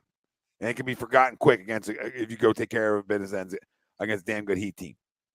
Maybe a little look ahead. I don't know. Maybe a little peekaboo forward from them tonight. So you find out tomorrow a lot about your team too, right? You do. Tomorrow's a find out game to me, right? You want panic meter? Come out tomorrow night and have sort of the same effort, right? Come out tomorrow night and don't find a way to win a basketball game, and then you'll hear from me. Tom will be waiting. Hi, hey everybody, I'm here. I'm here for a rant. One just doesn't pull the rant out for me. Like one loss in the regular season doesn't. Playoff losses are a different story, right? But regular season, like it doesn't. Like I'm not going to be like, all right, I'm off the wagon. This team's not good enough. Well, I have some concerns, yeah. But tomorrow you can come out, you can beat a team that's number one in the Eastern Conference, and guess what? Then you start to forget about this one. Yeah, that's the biggest thing for me. Is like I have plenty of concerns. You know what I mean? But listen, not enough where I don't think they can pull it together. You know what I mean? Like you got two stars, a young budding star, and a young budding up and comer. You know what I mean? And listen, there's there's enough talent in that locker room. You know what I mean? So now it's about listen, they gotta decide if they want to change the narrative. That's up to them, not us. We can talk about it. We can root for them. We can put our shirts on, our hats on, and fucking yell and scream and. But it's up to them, to decide if they got enough heart. You know what I mean? Like if they want to silence, the critics and the guys, and people that want to throw that out there. And I don't disagree with people who are saying that. I said it earlier, not necessarily the heart part as much as I said they don't have that junkyard dog in them. You know what I mean? They don't have that, whether it's, they're missing that guy or that player or one or two of those players. Right, that aren't going to, maybe allow that collapse at the end. You know what I mean? Listen, Joel's been the MVP, so you're going to have those nights. There might be, he's feel free to have one. You know what I mean? That's, I can't have you don't end up, as the MVP leader, right? Having multiple nights like tonight. All right, so that's how great he's been. So. I can give him a pass. You know what I mean? He's the last guy that I'm going to yell and scream at. You know what I mean? Like, Jimmy Harden's been horseshit. You know what I mean? Like, the last couple games. You know what I mean? And that's just, like I said, you want to talk, tonight, in general, didn't shoot the basketball again. Two monster free throws he missed. Two bad turnovers. Back to back in the fourth when we had a 5-point lead. While we were resting Joe. We didn't extend. All right, Jimmy. That's Jimmy Harden. That's on you, buddy. Like, we got to give Joe the 5-6 minute puff. Right, and we didn't extend. We lost the lead. You know what I mean? When he was out. All right, and that's you got to figure that out, Jimmy. Like, you want to go. You want to go to strip clubs, you want to do your thing, buddy, go ahead, man. Like we always say, but when the bell rings, we need you. We need you to show up. All right. And we second and if he's gonna spell one of yous, right, then we know Joe can carry a team. So can you anymore, Jimmy? And I don't know if you can, buddy. So I want you to fucking prove me wrong. All right. That's me challenging you. Come on, man. Yeah, I haven't seen it yet. I haven't seen it. I haven't seen him carry. Yep. Like, I'm told he has the capabilities of. So that's what I'm saying. Like, I want to see a 20-point quarter. You know what I mean? Can I get a 20-point quarter? Can I get, what I mean? Like, we know you're a prolific scorer. Maybe one of the, maybe in the top 10, of all time, of a guy that can, get his own shot and absolute fucking pure scorer. And we saw it early on, a couple games, like you mentioned, like you alluded to, right? But once things started to go a little bit south, you know what I mean? Like, shooting wise, then he wasn't finding his way to get, points other ways. You know what I mean? Like, if it ain't, if you're not going to be able to throw it in the ocean, buddy, then you need to get to the line 30 times. And you need to make your free throws when you do. Yeah, of course. Listen. Sorry, I was reading a different one. Somebody question everything. I said, I know he's going to go out and party and stuff. That's what guys do, but that doesn't mean he doesn't care. You know what I mean? I'm not going to say a guy don't care. I'm sure he doesn't want to go 5 for 12 and 0 for 4 from 3. I'm sure he's not coming out saying, you know what, I don't care. Come He didn't sign an extension either. So, I think he cares a little bit about his performances, in my opinion. Rob, that's a good point. They were lazy tonight. Yeah, I mean, yeah, you shouldn't be looking ahead, Rob. You didn't play last night. Couldn't agree more. And maybe it was a little look ahead because guys weren't playing for the Raptors, but effort should never be a thing that you question. Right? That's sort of where I don't like. I can question a lot of things like bench production and different things, but the common theme here has been effort. And it started with transition defense, and then it's offensive rebounding, and then it's etc. Right? So it's been coming. The common thing we're the forks meeting the road here, right? Meeting right on effort on everything. Yeah, it's a cliche. It's a T-shirt for a reason. You know what I mean? It takes zero talent to fucking hustle, play hard, and have heart. You know what I mean? Like it's all stuff that we've heard over and over. You know what I mean? But whether we by great coaches or just or we just we've heard it our whole lives. You know what I mean? And it's a true statement. You know what I mean? Like it's not hard to hustle. It's not hard to play play hard. It's not hard to leave everything out there, right? Now, your offensive production, your skill set, having an off night, all that stuff is, that's all that stuff you can't control. You know what I mean? Like you just, somebody, there might be a defender that gave you fits and made you have a horrible night offensively, right? But then on the defensive end, you can control that because that's effort and heart. You know what I mean? That's effort, energy, and heart, like you allude to. You know what I mean? So, and rebounding, and rebounding and defense, and getting back in transition D, getting back, getting back on defense. That's all stuff you can control. You know what I mean? Like, come on. Energy and effort are controllables, right? So, I mean, if you can't do that, right, and that could make up for so many things. That's disappointing to me. So I gotta hope that changes. That's my concern. My concern lies on transition defense, offensive. Well, not allowing offensive rebounds. All right, at clips of 20 in a game, which is ridiculous to me. Right, their effort. That's effort stuff. Calvin, I agree. He went away from Max again too much late. We get too hard and heavy, and defense get the rest. When he goes ISO, Maxey with a change of pace has to be given more opportunities when it gets slow. I agree with you, especially nights where he's shooting well, especially nights where he's 8 for 14. Right, then let him go a little bit. Design some stuff to get Tyrese Maxey going even more. Let him go off for 30 if he's the guy with the hot hand. Right, that's coaching too. Who's got your hot hand tonight? Well, he had your hottest hand. He was your hottest hand. So ride him a little bit more. Allow him to get off 18 to 20 shots. Right? Allow that to happen tonight. Because the coach can sort of design that to happen. Right? You can do that in different ways.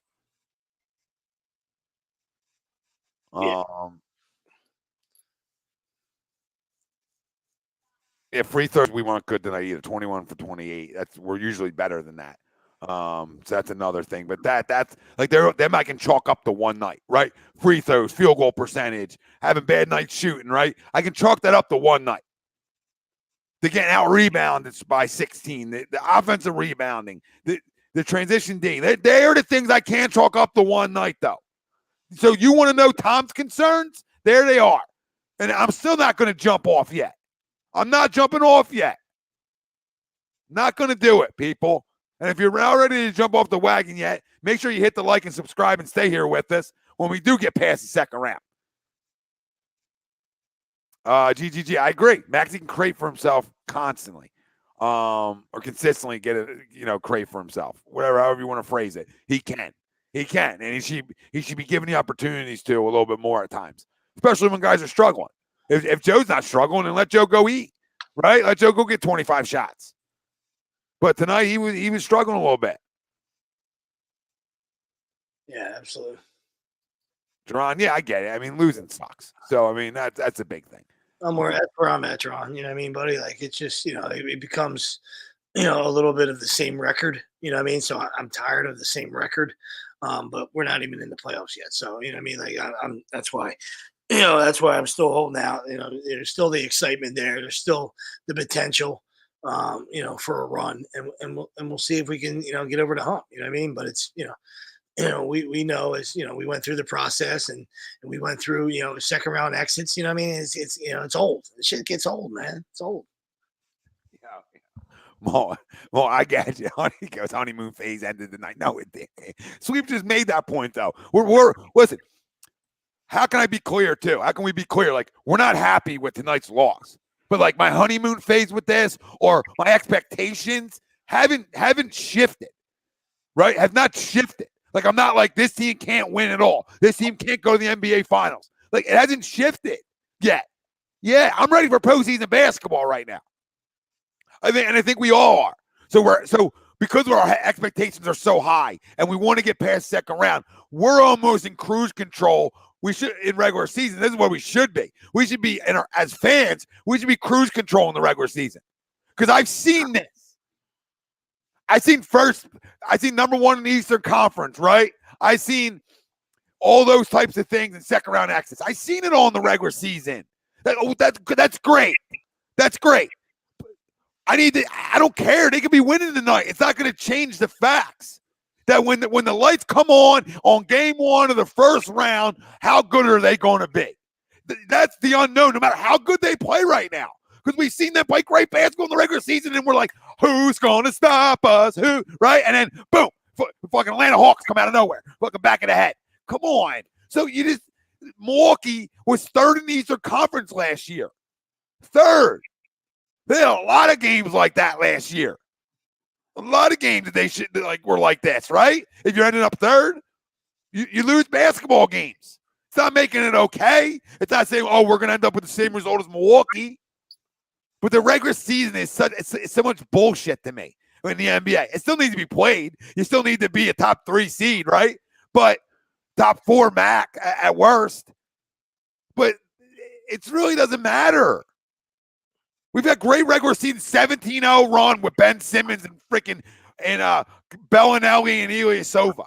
You remember them guys? We were freaking jerking off to that. How'd that age? Second round exit.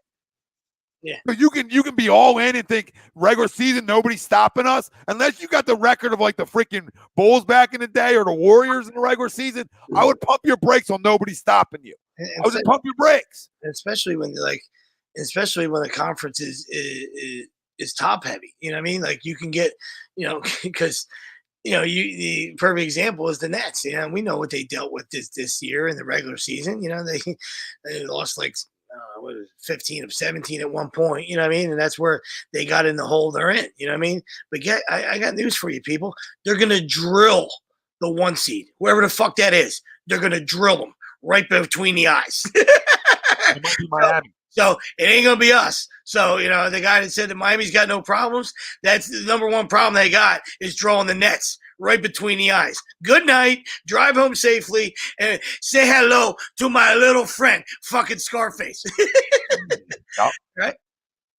So, I mean, there's nothing wrong being a 3 or 4 seed. The way this team's played on the road, you should almost want that.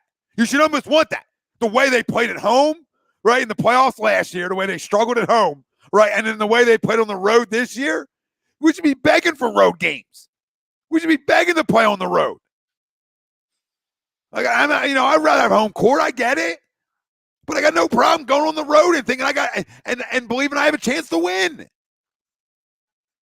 We have the best road record in the Eastern Conference. Everybody cares about regular season so much. There you go. So what do you care about what seed you are?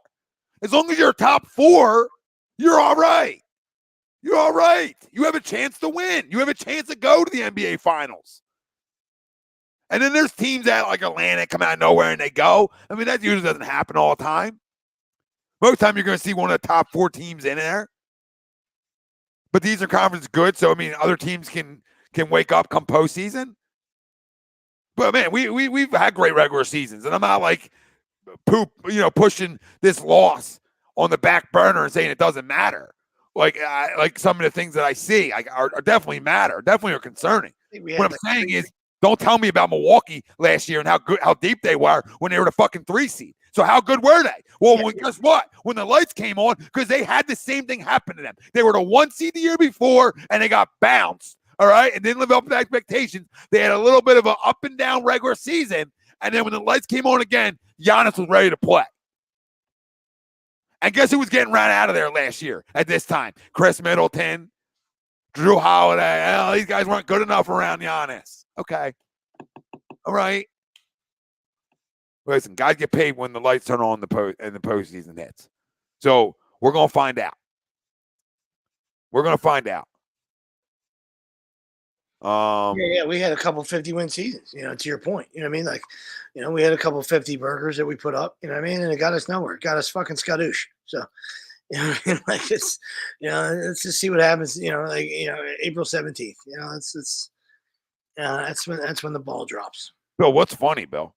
What's funny that I'm telling the truth? Well, I don't understand. Like, because if you were Team Sixers, you'd be saying the same thing, but you're not. So now you're gonna try to throw shade at me, right? What am I saying? I'm telling you what the concerns are, right? And I'm telling you this team can still go to the NBA Finals. So is that crazy? Is that denial? Or people are saying, like, I'm not scared of anybody. I'm not. What's wrong with me saying that? Okay, I don't think anybody should be able to stop us come the postseason. Have I wavered on that? Have I wavered on this team should be in the Eastern Conference Finals? No questions asked? No, I don't remember. And if they don't get there, you'll hear from me, Bill. The fuck you want? What do you want?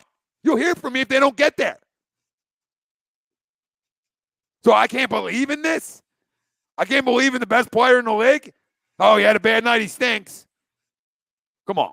Come on, people. Come on. Come on. You scared money don't make money. Now Bill's going to the NBA Finals because now Boston's back. Okay, Bill. I mean, you should have concerns about the first half of your season. We're talking about regular season concerns. And I ain't scared of you anyway.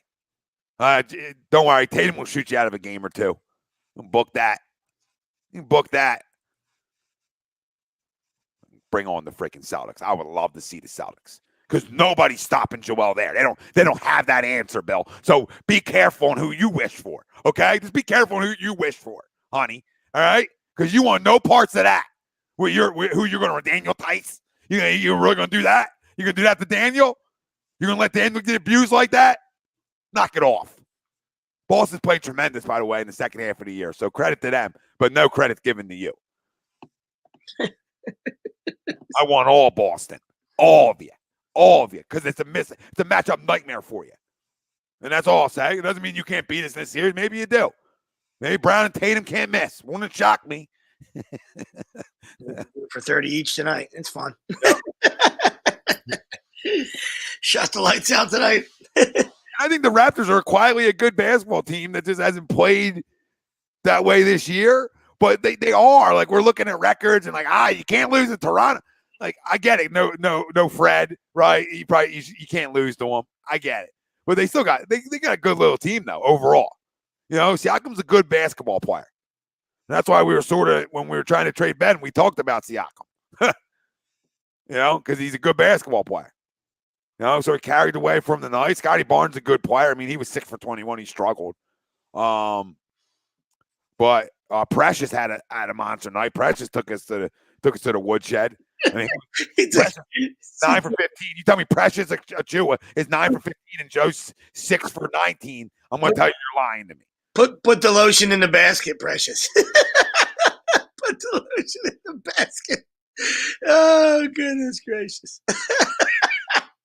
This was ugly for both teams offensively in reality. Like, they shot 37% from the field. They shot 26% from three. We shot 25% from three and 41% from the field. So just an ugly game. I mean, this is the game. This is the game the Raptors want to play versus you. They want to play ugly. They want to play scrappy. That you played into their type of basketball game tonight, right? And sometimes that happens. No excuses for it. Sometimes that happens. And Harden's 2 free throws. Eagle City, we talked about it. Listen, I got. Let me be clear. I have my reservations still about James Harden. Okay, I've had it throughout this. Make sense? But I try to be realistic in what I see him doing well. And I really think he's doing a good job of getting other guys involved. It's just he's not scoring the basketball at the clip when his first few games here. Right? He's struggled since the beginning. And that's a concern. That's a concern. But his overall body of work tells me that that's not going to last forever, right? Like, that's not going to last forever. Maybe it does. Maybe he's done, guys. But like, the body of work tells me that's not going to continue. And there's no end in sight in that. So here you go. I mean, right, that's a good one. If you want to break it down. Sixers 8-3 with Harden over 82 games, that'd be 60-22. So everyone just relax for a second. And yeah, I mean, that's just calling it as you see it, because that's numbers, right? Do I believe they're a 60-win team with Harden? I'm not going to know. Yeah, right. But I believe they're still a 55-win team, right? If they're here all together around that area, yeah, I think that's where they are. And that's where they've been every year. They've been a 50-win team. Maybe they are a 60-win team, right? But at the end of the day, 8-3 is none that, like, yeah, there's some losses you would like to have back in that. Absolutely. But it's still a good stand. That's still a good stand. If it was 3-8, I get the panic. I am right with y'all. Right? I might be off the wagon. But like, I'm like holding on tight to the Harden wagon. Make sense? Like, my legs are off, just like hang. It's like a gravel road, right? Or whatever the fuck you call it, and my legs are just boom, boom, boom, boom, boom, boom, boom. But I'm just holding on for dear life to the Harden wagon, because I want to believe in it. Every bad of me wants to believe, right? I have the things that I didn't like coming into it, but I had to get rid of that guy, and I'll take James Harden back. I'm not going to complain about it, but there's been positives of him. His unselfishness has definitely been a positive throughout this. I don't think anybody can run from that. I think that's unfair to say that he hasn't been unselfish, right? But he needs to make his threes. Simple as that. Really no other way to slice that. Yeah, I mean, he has to shoot the basketball better. I mean, that's just there's no ifs, ands, or buts about that. So, I mean, you throw in one night where listen, you're having an off night. That's fine. You can't have all multiple off nights and just and continue, even like, because you probably I would probably have to go back. I'm not a stat nerd, but I would love to see, he didn't play the Heat game, right? So there's probably 10 games that he played, right? So in those 10 games, I'd love to see his shooting percentage, because even early on when he scored, 26 points, I'm sure a lot of that came from the free throw line. So I don't think he shot the ball well since he's been here. I will pull that up for you right now. So let's see. He's been here he's been here 11 games now. Yeah, if he didn't play the Heat game, so I'm assuming. So Wednesday. Okay, so no, he came against Minnesota, right? So Minnesota, he shot 58% in that one, right? 57% against New York, then 61% against New York, 60% versus Cleveland. Then he had a 33%er against Chicago. The Nets, 17%. That's atrocious. 26% against Orlando, 54% against Denver. 41% against Cleveland, 42% against Dallas, 41% tonight. That's not his threes, that's just his field goal percentage. Yeah, I got you. So, like, some really bad ones mixed in there.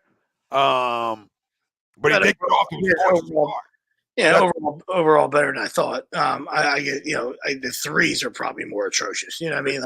Yeah. I'll tell you the threes real quick. You want them? Yeah, because that's a great, because you actually quelled it. You know what I mean? By you saying that, like, it's like, hey, that sounded better than what my eyes showed me. So are they layups? Let me hear the threes. So again, his good shooting nights, he shot the three ball well, right? Okay.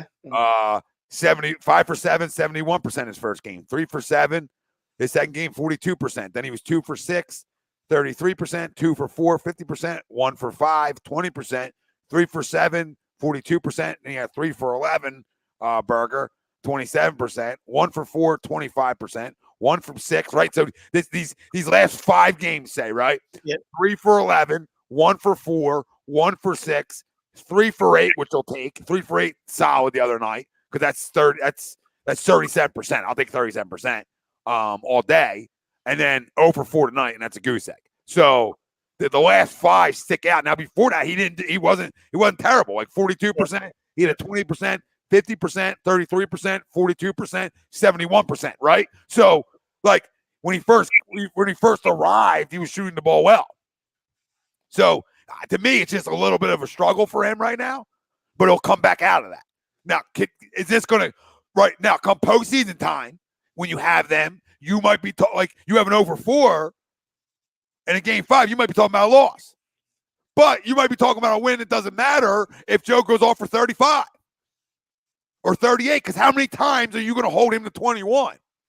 How many times is that happening in a 7-game series, if at all? Like even on a bad night for Joel Embiid, he's usually 26 to 28. On a bad night, on Joe's worst night, that's usually what he is. So I mean, tonight 21, he couldn't have shot any worse, and he's fucking 21 tonight. Still found his way to 21. Still found his way to 21.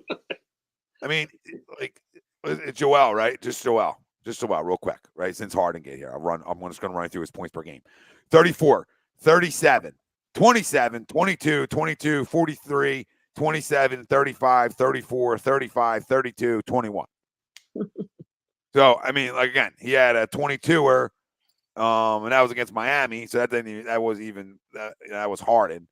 That Cleveland game, he didn't go to that Cleveland game. He actually shot well. He just only took 14 attempts. So he had 22. So he didn't, like, you know what I mean? It wasn't one of those types of 22. Yeah. So that's the worst game. It's the worst game he's played since Harden's got here. Yeah. And field goal percentage, he was 0 for 3 from 3. Joe rarely does that. You know what I mean? Rarely does it. So, listen. Yeah, it was visible. It was visible. There's times when, it can get masked. It can get, disguised, when other things are happening and, other guys are playing well. And, we don't notice as much, unless you absolutely break down the film and you watch every play, you know what I mean? The only time you lose is when Joel shoots bad. So look at this crazy. Miami lost, right? Miami lost. He shot 26%, right? Okay. Brooklyn lost. He shot 29%, right? And then the Denver L, he shot 55%. So that wasn't him, right? But we were talking about these 4 losses, right? Since the arrival of Harden, per se, even though he didn't play in one. And then tonight, 30%. So 3 out of 4 losses, he shot 30% or under Joel Embiid. Well, there you go. So you're going to go as the big dog goes. That's the league. That's why you want superstars on your team. I agree. Like Durant, you think Durant don't have an off night? You think Giannis don't have some off nights? Everybody does. Everybody does. Even Joker does. I love Joker, but he'll have a night where you don't light it up. I mean, Luke had a night here the other night where he didn't light it up. In terms of another great player, right, in this league. Guys just have nights. I'm not trying to excuse it. If it was 1 out of every 5 that he's like, or 1 out of every 2, every other game he's thrown up numbers like this, then we got a problem. Houston, we got a problem. But if you watch tonight, there's probably 4 or 5 of his shots. I'm like, dude, that always goes down for him. Like, just boom, boom, boom, boom, boom, boom, boom, boom. So, if Joe hits 2 or 3 more shots, we win this basketball game. It's as simple as that. Mm-hmm. Simple as that. Now, the other things that we got concerns, but let's talk some Phils, and then we'll do our Crumbs, and we're already at 2 hours. So my goodness gracious, and it was flying. I love all the comments. I appreciate every one of you tuning in. The rotation is what you're seeing, Jerron. I don't know what else we're gonna get, right? Like, you're gonna get after your 5, you're gonna get Danny, DeAndre, Niang, and maybe you see a shake. I mean, I said, hey, maybe you throw Millsap in a little bit, because look like he was like at least giving you something, like 4 to 6 points when they first brought him over for DeAndre, depending on who you're playing. But I don't know. I think this is what it is. I mean, I don't know what we're not going to get anything else. So we have what we have. Yeah. No, you should be pumped, Bill. Listen, take shots at me all day, Billy. I don't care. You know this. I like it. You get me revved up, and it creates good conversation. Listen, the Celtics are playing extremely well. Nobody's going to debate it, Bill. I'm just not scared of the Celtics, and you're not scared of us. So we'll see each other, right? That's all. That's all. Yeah, Don, I'm really excited. We had a second poll question tonight, and that second poll question is brought to you by BetUS. BetUS is the leading online sports book who's been in the market for over 25 years. You can bet anywhere in the U.S. on everything.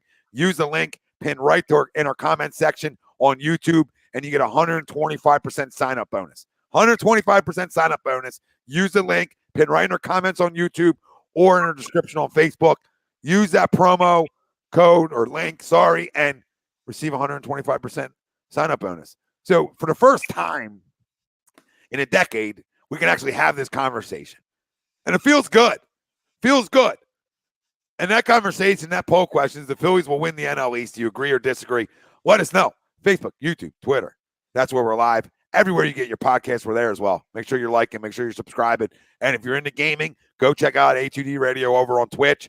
Ralphie playing some old school games. He's NCAA March. He's been playing a little NCAA college football. He's doing a little bit of everything. And Andy's going and rocking Fortnite for the Fortnite junkies. And we're going to have Manny coming, and he's going to be playing some new school games like MLB The Show, NBA 2K, Madden, all that stuff. So we're looking to really, really drive the esports world for the family out there. So make sure if you haven't, go follow us over on Twitch as well. Listen, I've said agree in years past where they had no right winning the division, right? Just because I just been begging for it, right? I'm a baseball junkie at heart. I love it. It's my number one. But I don't really have one because I do love basketball and football just as much. I love those three sports. I can watch them every day. But baseball, right, is truly my first love. It's my first love. So I've been this decade's killed me. It's killed me. It's killed me inside. Right? To have the type of years, you finally win a pennant. I finally see it. I'm at the game with Pops. I get to be at the game with Pops, and and we win the whole thing against Tampa. And little did I know that after that, I'll get back again, and then I'll have one more year where I have a good year, and then the Cardinals take me out, and then next thing I know, I'm not sniffing the postseason for a decade plus, and that's where we've been at. This lineup is extremely talented, and I'll say this all the time. I'll always go positional players and spend the money there than pitching. I just will in terms of big, long contracts. Because the pitcher goes on the DL, I'm done because usually it's a long DL stint, right? Usually it's a long DL stint. Hopefully, positional players, sometimes you can get, but more times than not, you get 150 out of those types of guys. So it gives you a little bit more faith in that being able to work. Are you going to score 10 runs a game? No. They're not. You know what I mean? Okay? They're not. So you're gonna have to get out. You're gonna have to pitch. But I was looking at New York the other night, and I think the Mets are really good. I'd be an asshole to say they're not. I really would.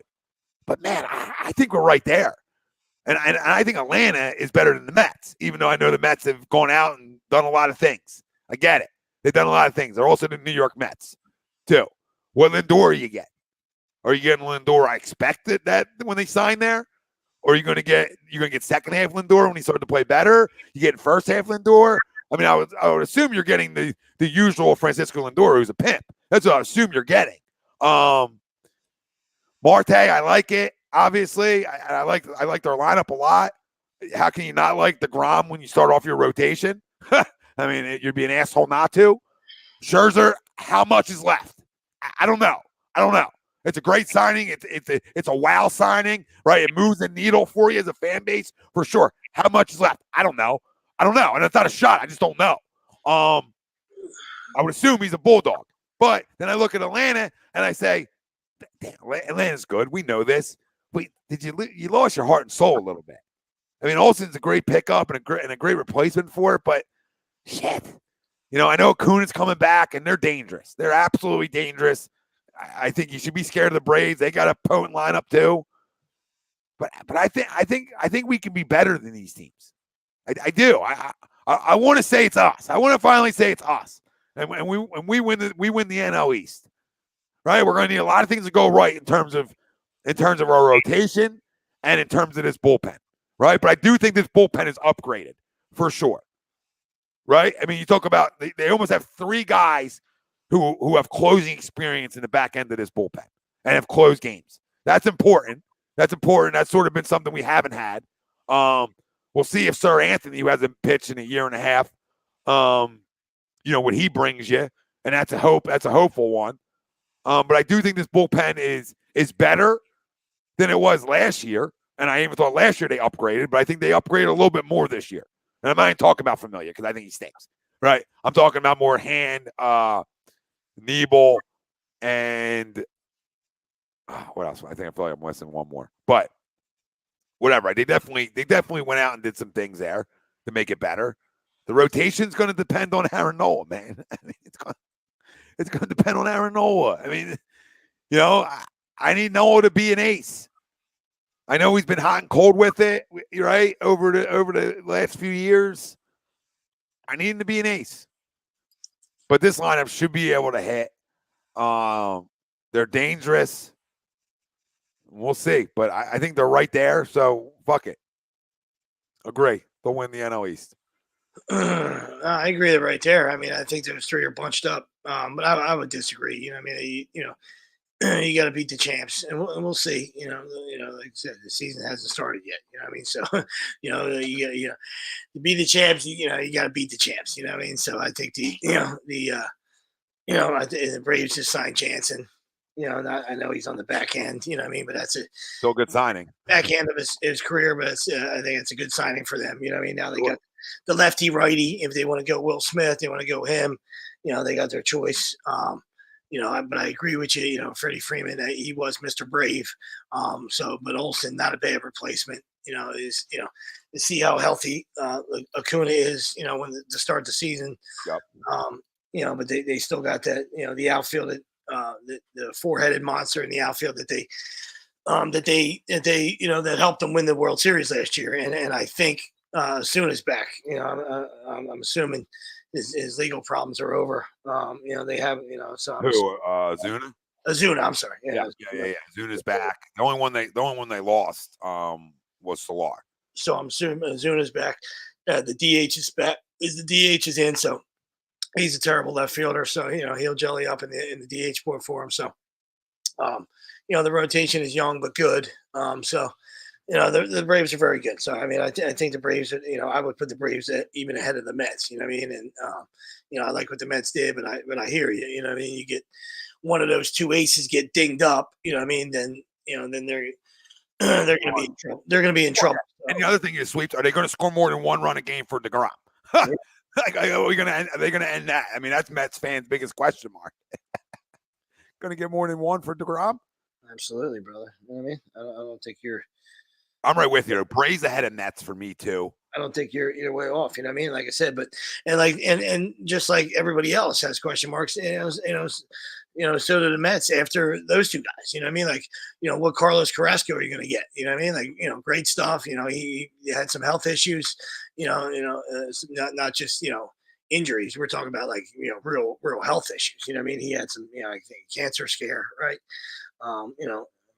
Taiwan Walker, he doesn't scare anybody. He's been a kind of a bust his whole career. All right, so he doesn't do anything for you. So they're going to need some some other guys to step up after the top two. Edwin Diaz does nothing for me at the back end. You know what I mean? Like he's a 3-run homer away every night. You know what I mean? Like he's gonna walk a guy and then can you get a hit and can you square him up? For a 3-run homer. And it's very, he's very capable of that. I mean, now could he, he could revert back to the year he had in Seattle. I don't know. I think there was no pressure there. He came to the big city and then the apple. No pun intended. He took the apple ever since he's got there. So, their bullpen don't scare you. Lineup wise, they got some thumpers. You know what I mean? So we'll see how that plays out. But like I said, I think those three teams are bunched up. You know what I mean? And I think, I just don't know why. I know why Middleton did it. Bryce Harper wasn't happy, and he finally fucking caved. I just don't know why you're not there from the beginning. Same thing we talked about with like the Sixers. Like, you should always play for championships. You're in a big market. I don't understand what you're doing. I'm not saying you got to go 30 million over. You know what I mean? I'm not saying you got to do that, but like you had to get this guy help. You know what I mean? And the fact that I'm a big guy, I'm a big cluster guy. You know what I mean? So I like what he did in that sense. Where I'm not Brian, I thought Rockies obviously overpaid for Brian. You know what I mean? The fact that you can get two guys, Castellanos and Schwarber, for the price of Bryant. I love that. I'm a cluster guy. You know what I mean? So, but I just don't know why you waited to the 11th hour to do it. Like, you could have signed some pitching. I still think Phillies need some, Phillies need another arm. They could have used, another veteran center fielder. We know what the hell's going to go on out there. You know what I mean? So, and the two bullpen pieces, have done it in this league before. You know what I mean? I know, we make fun, we make fun of Familia and Hand, you know what I mean? But if they revert back to their best years, let's say, if they catch lightning in a bottle and have their best years, I mean, this Phillies team could be scary, you know what I mean? But I know you can't rely on, scoring 10 runs. I know we said that a couple years ago when the Phillies had a potent lineup and you've said that before, like, hey, I win 10-9 games. Yeah. And that's fine and dandy if it's, but at some point the well's going to dry up. You know what I mean? Even the best lineups, they have that, they hit the dog days of summer in August and they'll go 2 weeks and the bats will dry up and you're like, fuck, what happened? We went 2-10. How the fuck we go 2-10? You know what I mean? And a 2-10 could cost you this division. You know what I mean? And possibly a wild card. So you can't have any of those kind of long spells. You know what I mean? So, but I of course I like what they did offensively. You know what I mean? So, and I agree with you. Arnone is the cake, and everybody, not everybody, but like 50% of the fan base, hate him and they think he's a fucking bum, and they, he hasn't proved himself the last 2 years. You know what I mean? So for me, he is the X factor. He is the guy that I would circle as the top of the guy whose seat is scorching hot, who needs to fucking perform out of his mind and be that 1A to Wheeler's 1. He needs to be that 1A and go back and be that dude that he was years ago. And or is he just a middle of the run guy? And is he a fucking 4? Is he a 4 in this league? Is that who Arnone is, or did he just have a couple seasons where he lost his command and didn't throw his fastball enough and fucking rolled his breaking ball up there and got fucking tattooed? You know what I mean? And was a huge letdown. So can we see that guy from a couple years ago that was fucking dominant, that can fucking throw the ball anywhere he wanted, had command of all of his pitches and can throw his pitch, any pitch at any time in the count and just be that bulldog and not the guy that, kind of lost faith in himself. You know what I mean? Go back to being that fucking dog, Aaron. Go be that fucking dog, buddy. He's going to be so important, right? Because, you do have question marks, Is Ranger going to turn into a really good starting pitcher? I mean, he did it, started to show as I stretched him out last year, later in the season. This guy comes in and he looked good, right? But you can't expect that. So you got to go with your big horses, right? So Wheeler and Nola, they got to be on their game all year, right? They just have to be for this team to win the division. You're right. I mean, that's the biggest question marks when you talk about this team. It's going to be their pen and going to be their starters, right? And is Eflin healthy? Can he figure it out? You got if City there a little bit, right? If the one constant it should be this lineup. Are they going to go have their ups and downs? Of course, but that's why 2 is so important. That's why, like I said last night, like Schwarber is a good addition, really good addition, right? But by himself is just like. To this, it's just like, what? It was nothing. It was nothing. What are you halfway in? You're halfway in? So yeah. Castellanos puts it over for me. This is what, like, really, and if not just for me, for everybody. I'm not, I'm speaking for myself though, in a way. Like, it puts it over for me because you get a professional hitter, like you just do. You get a guy who's a 270, 280 guy his whole career for the most part. Yeah. So it's not a swing in a hitter's friendly park. You know what I mean? Like, I expect both of those guys to give you 60 home runs. You know what I mean? As a group, 60, 60, anywhere from 60 to 100, 170 fucking steaks. You know what I mean? Production out of those two guys, which, you weren't going to get that from Chris Bryant, as sexy as that name was, that people wanted, this was the right cluster. This was the right way to go. You know what I mean? I just wish, it didn't take so long to decide that, with the luxury tax, you know what I mean? Just, I don't know. It's just, it drives you crazy. embarrassing. It was, it was embarrassing start to it. You know what I mean? It was a good finish and a good, whether it was, the Harper factor, the factor, whether it was, the fans that were just, weren't going to come out in droves, like, you know what I mean? And he was going to get hurt in his pocketbook.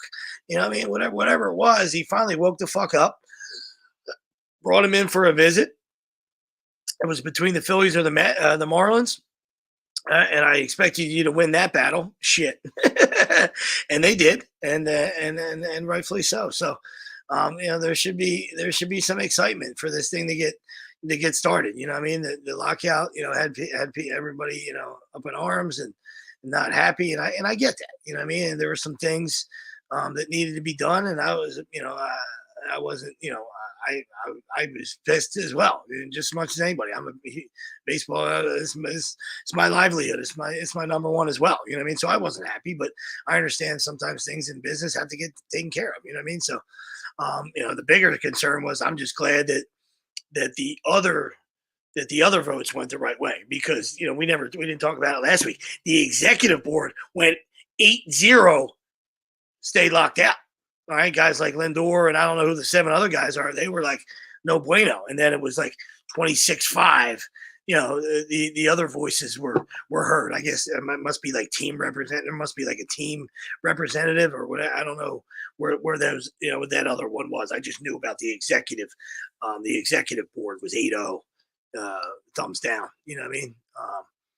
But they obviously got outvoted 26-5 or whatever it was, 26-6. I don't. Yeah, it's crazy. Whatever it comes to. So either way, we got baseball the way we got what we wanted. You know what I mean? Yeah, the other big thing, before I forget it, is Real Muto's got to be good this year. I mean, yeah, I can't get 263 and 17 home runs again. Right, I'm going to need a little bit more production than that from the best catcher in baseball, from what I hear. And I'm not trying to kill JT, but I can't have that. I'm not paying $100 million for you to be average. You know what I mean? Just for you to be average. I know you pride yourself in the defensive side of things and throwing guys out, and that's great. Nobody runs anymore anyway. So, it's a good thing to have. But I'm going to need you in a hitter's ballpark to lose like 22 this year, right? Going to need you to lose like 22, and I bet you be around 270, 280, because that's kind of hitter you should be. And I think this is what these two additions allow to happen, is it takes some pressure off of guys too, right? Now, we don't have to beg. Can Alec Baum figure it out, right? I thought Gene was probably arguably one of your best hitters last year. So Gene's a pretty much a pro hitter. Is Reese healthy and Didi? So now, like those four guys, there's a little bit less pressure on when you go add, Schwarber and a Castellanos, right? So it sort of just takes away a little bit of pressure on guys. And listen, maybe they can put it all together. Yeah, maybe all put it together. They're. You're right. I mean, Fangraphs Sweeps is right with you in terms of homers out of those two guys. Fangraphs projections is 37 from Schwarber. Jesus Christ. 32 from Castellanos. Right, so that puts you at 69 right there. Enjoy yourself.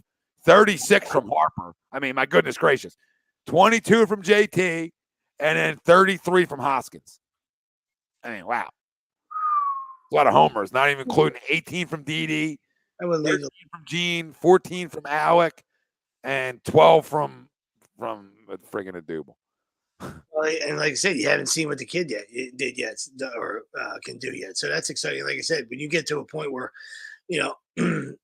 maybe if Stott is who they hope he is, then Baum's expendable. You know what I mean? And you might be able to get another arm or another outfield, or center fielder. You know what I mean? Like, or Didi becomes expendable with his. Yeah, exactly. Whatever it might be. Defense.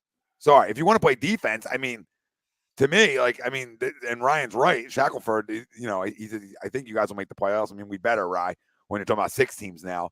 But if you don't, because of the defense, listen, they can't be atrocious like they were defensively last year. I mean, I know they're not going to be great, but the way they can be better is Stott plays short. Now, depending on how the spring goes for him, I guess too. But Stott plays short and Didi plays third a lot. I mean, that's how you make your infield better, just on the surface. I'm not saying Didi can play third. I don't know, but if you can play short, you usually can play third. Usually, I'm not saying it's an easy transition, but I don't know. Usually when you lose a step, you should, that's where you end up at the corner. You know what I mean? Like, because especially when guys don't roll the ball anymore. So, you just get a little bit of movement, step and a dive, you know what I mean? So, and he's still got a hose, you know what I mean? So he can probably, he could do it. You know what I mean? So they got a lot of moving parts now that they didn't have, right? So I think a little bit of flexibility, which is huge. And now Verling and Adubel split center, which is a lot better than one's your starting left fielder and one's your starting center fielder, right? A lot better. You can sell me on it now. You can tell me Verling and Adubel split time, and maybe Matt Verling turns into a guy who can take the job from him, right? I mean, that's what people are hoping for. So maybe Matt hit the ball well when he came up last year. Small sample size, 77 at bats. I get it. But hit the ball well, lost the baseball. I mean, even the bonehead hit the ball well for the most part last year. So now them two sort of splitting time, or maybe one can go steal the job. And that's sort of what you're looking for. I mean, Verling, 77 at bats. I mean, he batted 324 at 2 homers. So, now you're like, okay, can those two guys combine for 20 homers for my center field spot? Yeah. Can Matt's probably a better defensive player. I mean, that's not asking a lot. So can Matt be in the 7th inning on and you feel like you're not losing a bat out of it too? That's what you want. So if you're going to make substitutions like that, you also want to not lose a bat. Like, you don't just put Roman Quinn in and say, okay, well, he can go pick it until he's hurt, right? But he brings you nothing at the plate, right? So that's like now you guys they can sell me on that. But when that was your first move, right? I'm fucking fired up. All right, fired up, because that's not enough. But now you had Schwarber as a DH, right? And you bring Castellanos in, and now it's like, okay, I don't expect every position to be perfect, right? I don't expect that. There's going to be positions where you're like, don't love our center field spot, but you can get enough production out of it for cheap if those two guys can play. I mean, listen, Aduba's always been able to lose some baseballs and go on little stretches. So that's listen, somebody's got to hit in the 8-hole. Somebody's got to hit in the 8-hole. I mean, so if you go 7 deep, all right, that you feel good about, it's a pretty good lineup. A lot of people would like to trade places with you. So, you know what I mean? Listen, that's those two. It was a good 2 weeks offensively for Philly fans. Absolutely.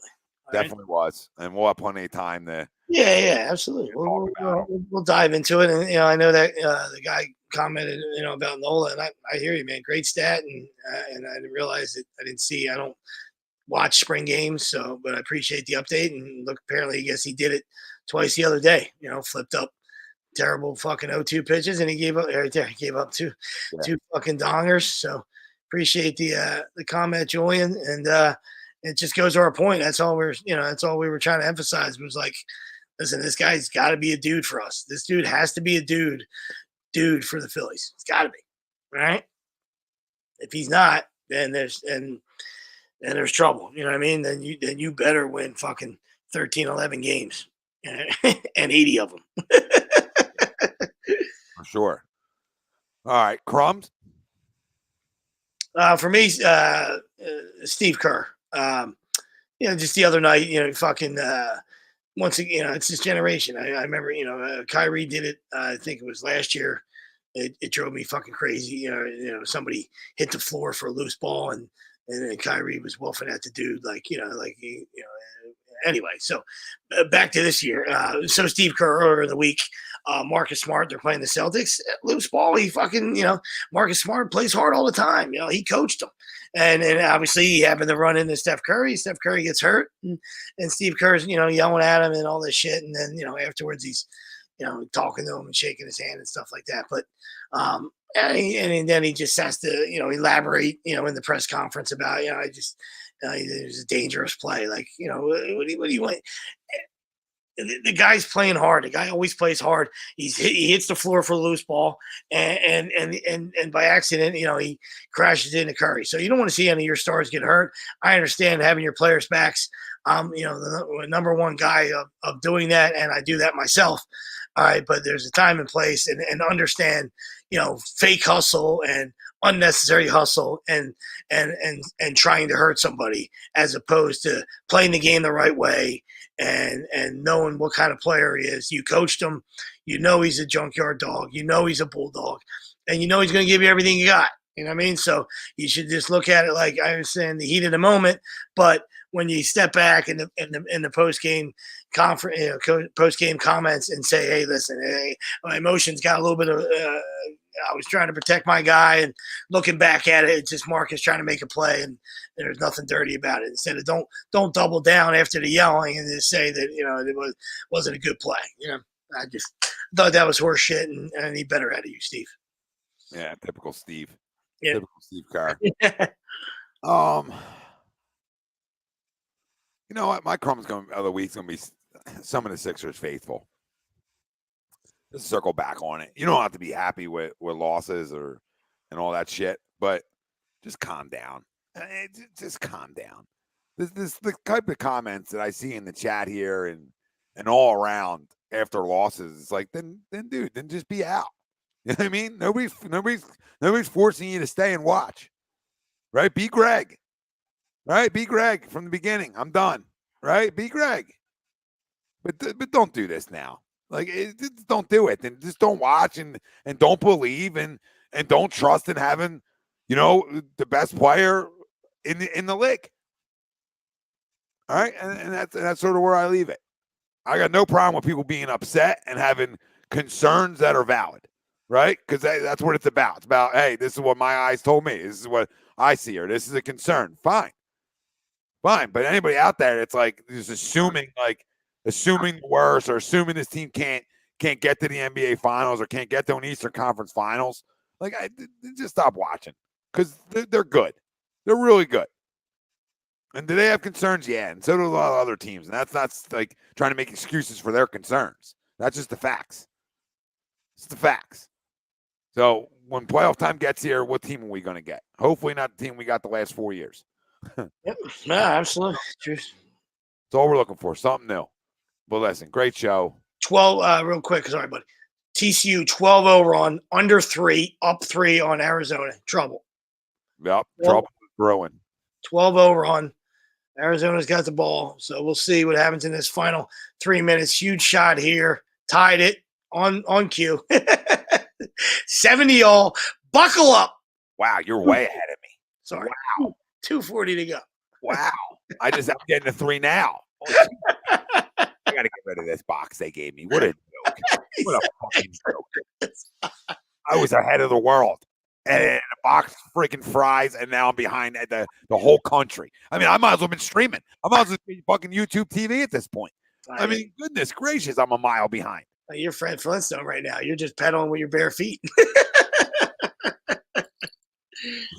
Yeah, great work. 227, 2 guys. Fucking A.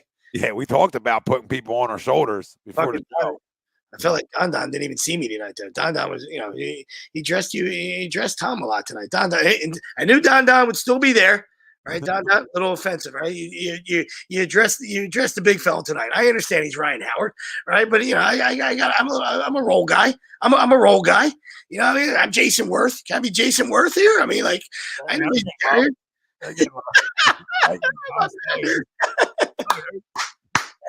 Loves to laugh. I'm begging us to stay on for Arizona. All right, what the hell? We'll ride it out, Don. We got this far. That's right.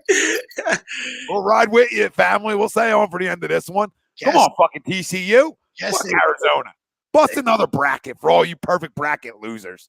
Bust another bracket. Don, don't avoid my call out of you, buddy. I think you gave a wow. Right after. It might have been I just, Rob, yeah, we did. We both love it. I mean, what's not to love? The addition of him and Schwarber, it just does so much for this lineup. Castellanos, a fucking pro hitter too, and a righty to go along with it. So yeah, a good righty lefty addition. It's exactly what I heard exactly what the Phillies were looking for this offseason. TCU and one. Sorry, Tom's in the middle of the talk. Yeah, no, I'm still in the middle of a fucking play. And that's an N1. This is Here it comes. Just got it. Yeah, Robert, appreciate you getting here. Doesn't matter if you get here late or early, buddy. Appreciate you having you. Yeah, monster signing. Guy's hit everywhere he's been. And Cincinnati's hitter friendly as well as Citizens Bank as well. So. And even in Comerica, he lost the ball 3 times, over 20 times in Comerica, which is a bigger park. So huge. And the first 2 months of the year, they're playing in 50 degrees. Sorry, Don. Right, Don? I mean, the first 2 months of the year, it's 50. Crumb-ass Don can attest that Comerica is huge. Don, you're my guy, buddy. You're my guy. I'm just fucking teasing you. I don't need any love, buddy. I enjoy it. Oh, my God. It's the worst missed layup I've ever seen in my life. Oh, you missed it? Nice. Missed free throw, and then the Arizona guy missed like an oop layup. You'll see it. It's gross. Ew. Oh, it's gross. I'm going to get the ball back. Yes, they do get the ball back. Wow. Good luck. Good shot. Jamie Dixon always does a good job, doesn't he? I always forget that Jamie Dixon's there. You know what I mean? Tremendous job at Pitt all those years that he was there. I think that was the last time Pitt was relevant. Oh, my God, I can't believe that guy. I mean, whew. That was like you couldn't do it any worse on a Nerf net right there. That was horrible. My goodness. 7 seconds left on the shot. Hanging in for you there, fam. I mean, hanging in there for you. 2:30 and ticking. 1:47 on the clock. Of course, we're reviewing. I mean, we got reviews. I know. A couple more weeks. That's why we're waiting for the review. A couple more weeks, and we get fired up at the high school level, and actually first scrimmage tomorrow. So I'm a little excited about that. Got my uni out. I'm like a little kid, buddy. I'm like I was 5 years old again, but I got my uni out. Fucking ready to go. I love the start of the year. Ready to go. Love the start of the year. I know. And like I said, both of us are, like I said, high school and travel ball a couple weeks away. Me and Tomas in the same opening day tournament, April 9th. Gotta love that. Yep, I get a little head start on you. I get a little 4-1, 4-2 before we circle back for 4-9. Yeah, we're gonna. Yeah, well, we got a double header on 4-3. That Sunday we are gonna play somebody. So we're great. I just did book that the other day. Yeah, you gotta get the lives in, Yeah, absolutely. That's why I was trying to get down there and mix it up with you guys because it's always a pleasure. Always a pleasure going to battle with you guys. So we really like to see if we can work that out. That's why I meant to tell you the other day via text. Why we're talking right here. It's not a big secret. When you were saying that, the only way that could possibly work would have to be the other way. Like if your other team went early, just because with high school I could, I can't get going to like later, like 7:30ish. You know what I mean? Yeah, we could do a 7. Or if the other team went early and you just and you got them in, you know what I mean? That might be something that could work, but that's just a longer day for you. So, I mean, I'm not trying to do that either. Always go with 7:30 to 9:30. Yeah. Oh yeah, no, we'd be all for that. It's just, I know me and you always thinking on our feet, so we would find something. We're always going to make it look good. It just, I just thought I just think when I think 38 kids and no cage, I start to get serious anxiety.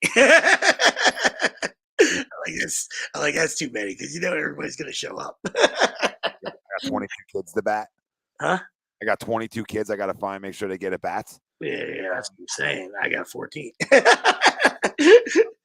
too many. Yeah, it's too many. So. Yeah, listen, we would have to go all 3 hours. Yeah. Arizona shot clock violation.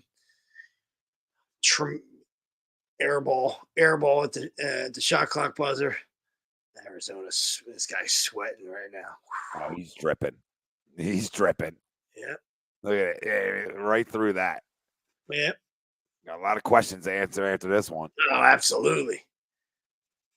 Will's seen this team more than me too. I give the big fellow credit. You know what I mean? We obviously he takes more off days than they do at Catholic schools. But he said he was on TCU the other day, and he did say that They expected them to give Arizona fits. And like I said, I didn't see enough of them this year.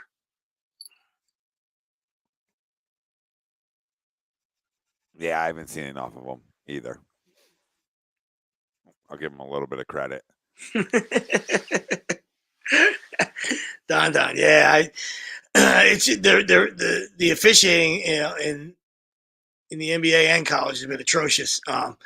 Just to address the college one, Don was that technical in the Illinois game. I mean, the kid gets a breakaway dunk. He's just coming back this way so he doesn't end up in the stands. He wasn't showboating. He wasn't trying to like be a hot dog.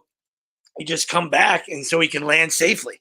And they teed him up, and it's just, Reggie Miller went nuts, and and Kevin Harlan's an absolute joy. I believe that was him doing that game. It was just it's been horrible from pillar to pillar. You know what I mean? It's not getting any better in the tournament. What was I going to say? And then obviously, the NBA officials are right there. They're rivaling the college guys. You know what I mean? We saw it tonight, and we've seen it, the last couple of weeks, and it's no excuses. You know what I mean? I know somebody earlier said the Sixers are getting all the calls. And, I'm not sure about that, but I know at crunch time, we didn't get a call that we should have got. And Tommy alluded to. Just saying, hey, listen, if you want to just you just want to say it's a common foul, I'll give you that. You know what I mean? And I still would argue that. And he was just saying, playing devil's advocate and saying, there's no way you can call that a flagrant one. I mean, he's in the act of shooting. All right, Boucher's moving. He's going up with him. All right, the elbow catches him. I mean, like, there's incidental contact. Did I make that up? I mean, that's a fucking thing, dude. Like, shit. So to see it, at every level, it's really alarming. You know what I mean? It's really alarming. And I know they talk replay and they don't even get it right. I mean, that's what doesn't make sense. Like, what do you have it for? Yeah, that's what we always say. Like, you got to be able to.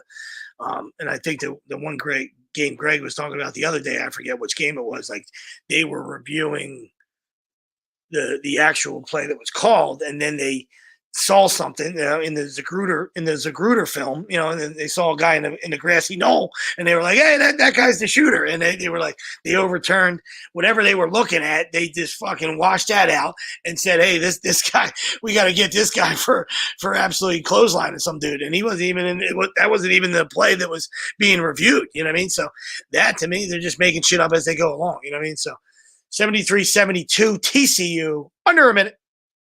Oh, good back door. We wanted to call too. Might have been a little contact. Channel my inner zoom off. The Wildcats looking to close all windows and doors for Don. Yeah. Oh my God. They might be a worse offensive rebounding team than the Sixers, Arizona. That ball just got ping pong 6 times, and the dude grabbed it. TCU by 3. Oh, wow. 28 seconds.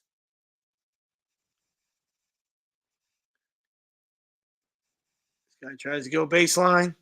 A lot of dribbling. 12 on the shot clock. 3. Ball! Douche, nothing but net. We're tied at 75. Oh, ice water from McLaurin. Wow. I mean, bottoms, as they say.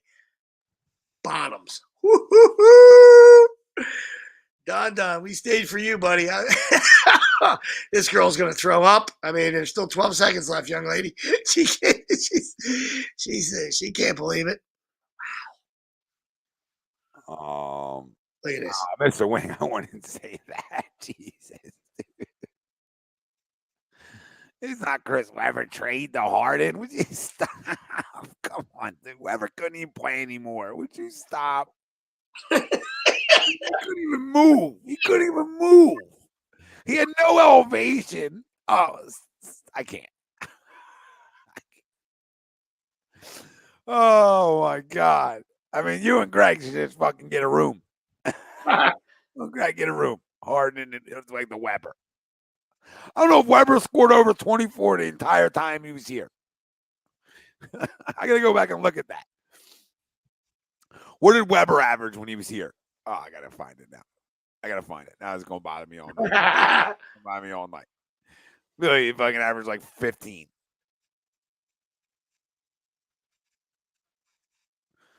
No, I'm hunting. Oh, my God. 9 seconds. TCU. They're doubling them at the top. Huge double trap. They're going to call a foul. No foul. Oh, my God. Oh, yeah, he didn't get it off. There's no way he got it off. This is incredible. He didn't get it off. Oh, my God, Tom, where did you see this? They trapped him They trapped him in half court. No foul call. And the dude decides he thinks he's fucking Dr. J, and he tries to dunk it from the foul line. I mean, take it a George Gervin and finger roll it. Oh, my God. Wow, what an ending. No call there? No call. Swallowed the whistle. No. This guy thought he could dunk it. You got to lay it in, son. Oh, my God. Wow. Oh. All right, I don't know if we're going to do all OT. No. I love you guys, but I don't know if we're doing it. Yeah, I got a turtle head peeking. Yeah, we all get there for you, Don. I mean, I got one brewing.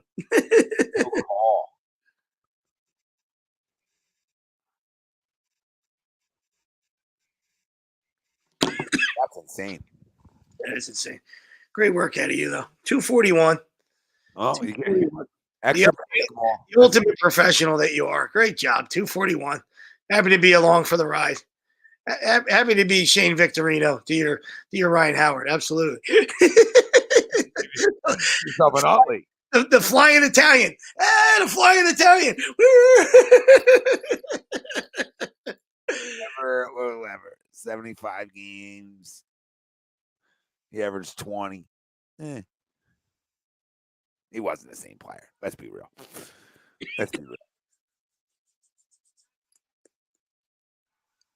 15 a game, then 20 a game in second. He's still going back to it. You shook a tree. You shook the big fella's tree. He went to the search engine. He wasn't happy. wasn't the Weber of Sacramento. Do your reads and take us out, brother. Yep. Every Sunday, brought to you by our doc, make them yours. Dr. Paul Vidal, Specialized Physical Therapy, LLC, Burlington, Cherry Hill locations. Find them on the web, specializedphysicaltherapy.com. Anybody up in the Levittown area, go check out Gleason's Bar, located 6700 Mill Creek Avenue, Levittown, PA. Use promo code A2D. Get 10% off your order whenever you dine in, take out, or online. Gleason's Bar and Steaks.com. Go get yourself a Trenton. It's delicious. Also, we got tons of sponsors here. We appreciate every one of them. If you have any damage to your home or property, Araya Public Adjusting is able to help. Don't fight your homeowner's insurance alone. Contact our good friends over at Araya Public Adjusting, 813-564-3364. They're everywhere on social media as well. And if you haven't, go download Fan Up. It is on the Apple Store. You can find it right there. For daily NBA contests and more, use our promo code A2D, and you get 5,000 bonus points. It's a $50 value. And while we're at it, go use our link pinned right in our comment section over on YouTube and in our description on Facebook. There's a promo code for 125% sign-up bonus at BetUS. So you can bet anywhere, everywhere. So go do it. We love you all. We appreciate you all for staying with us this long. Turn your damn alerts on. Hit the like and subscribe if you haven't. Stay with us. And again, thank you to our doc, as always. That's Nick DelGozzo. I'm Tom Arnone. Greg's probably smiling somewhere, and Wilson's probably laying in his own urine. So we'll see you guys soon.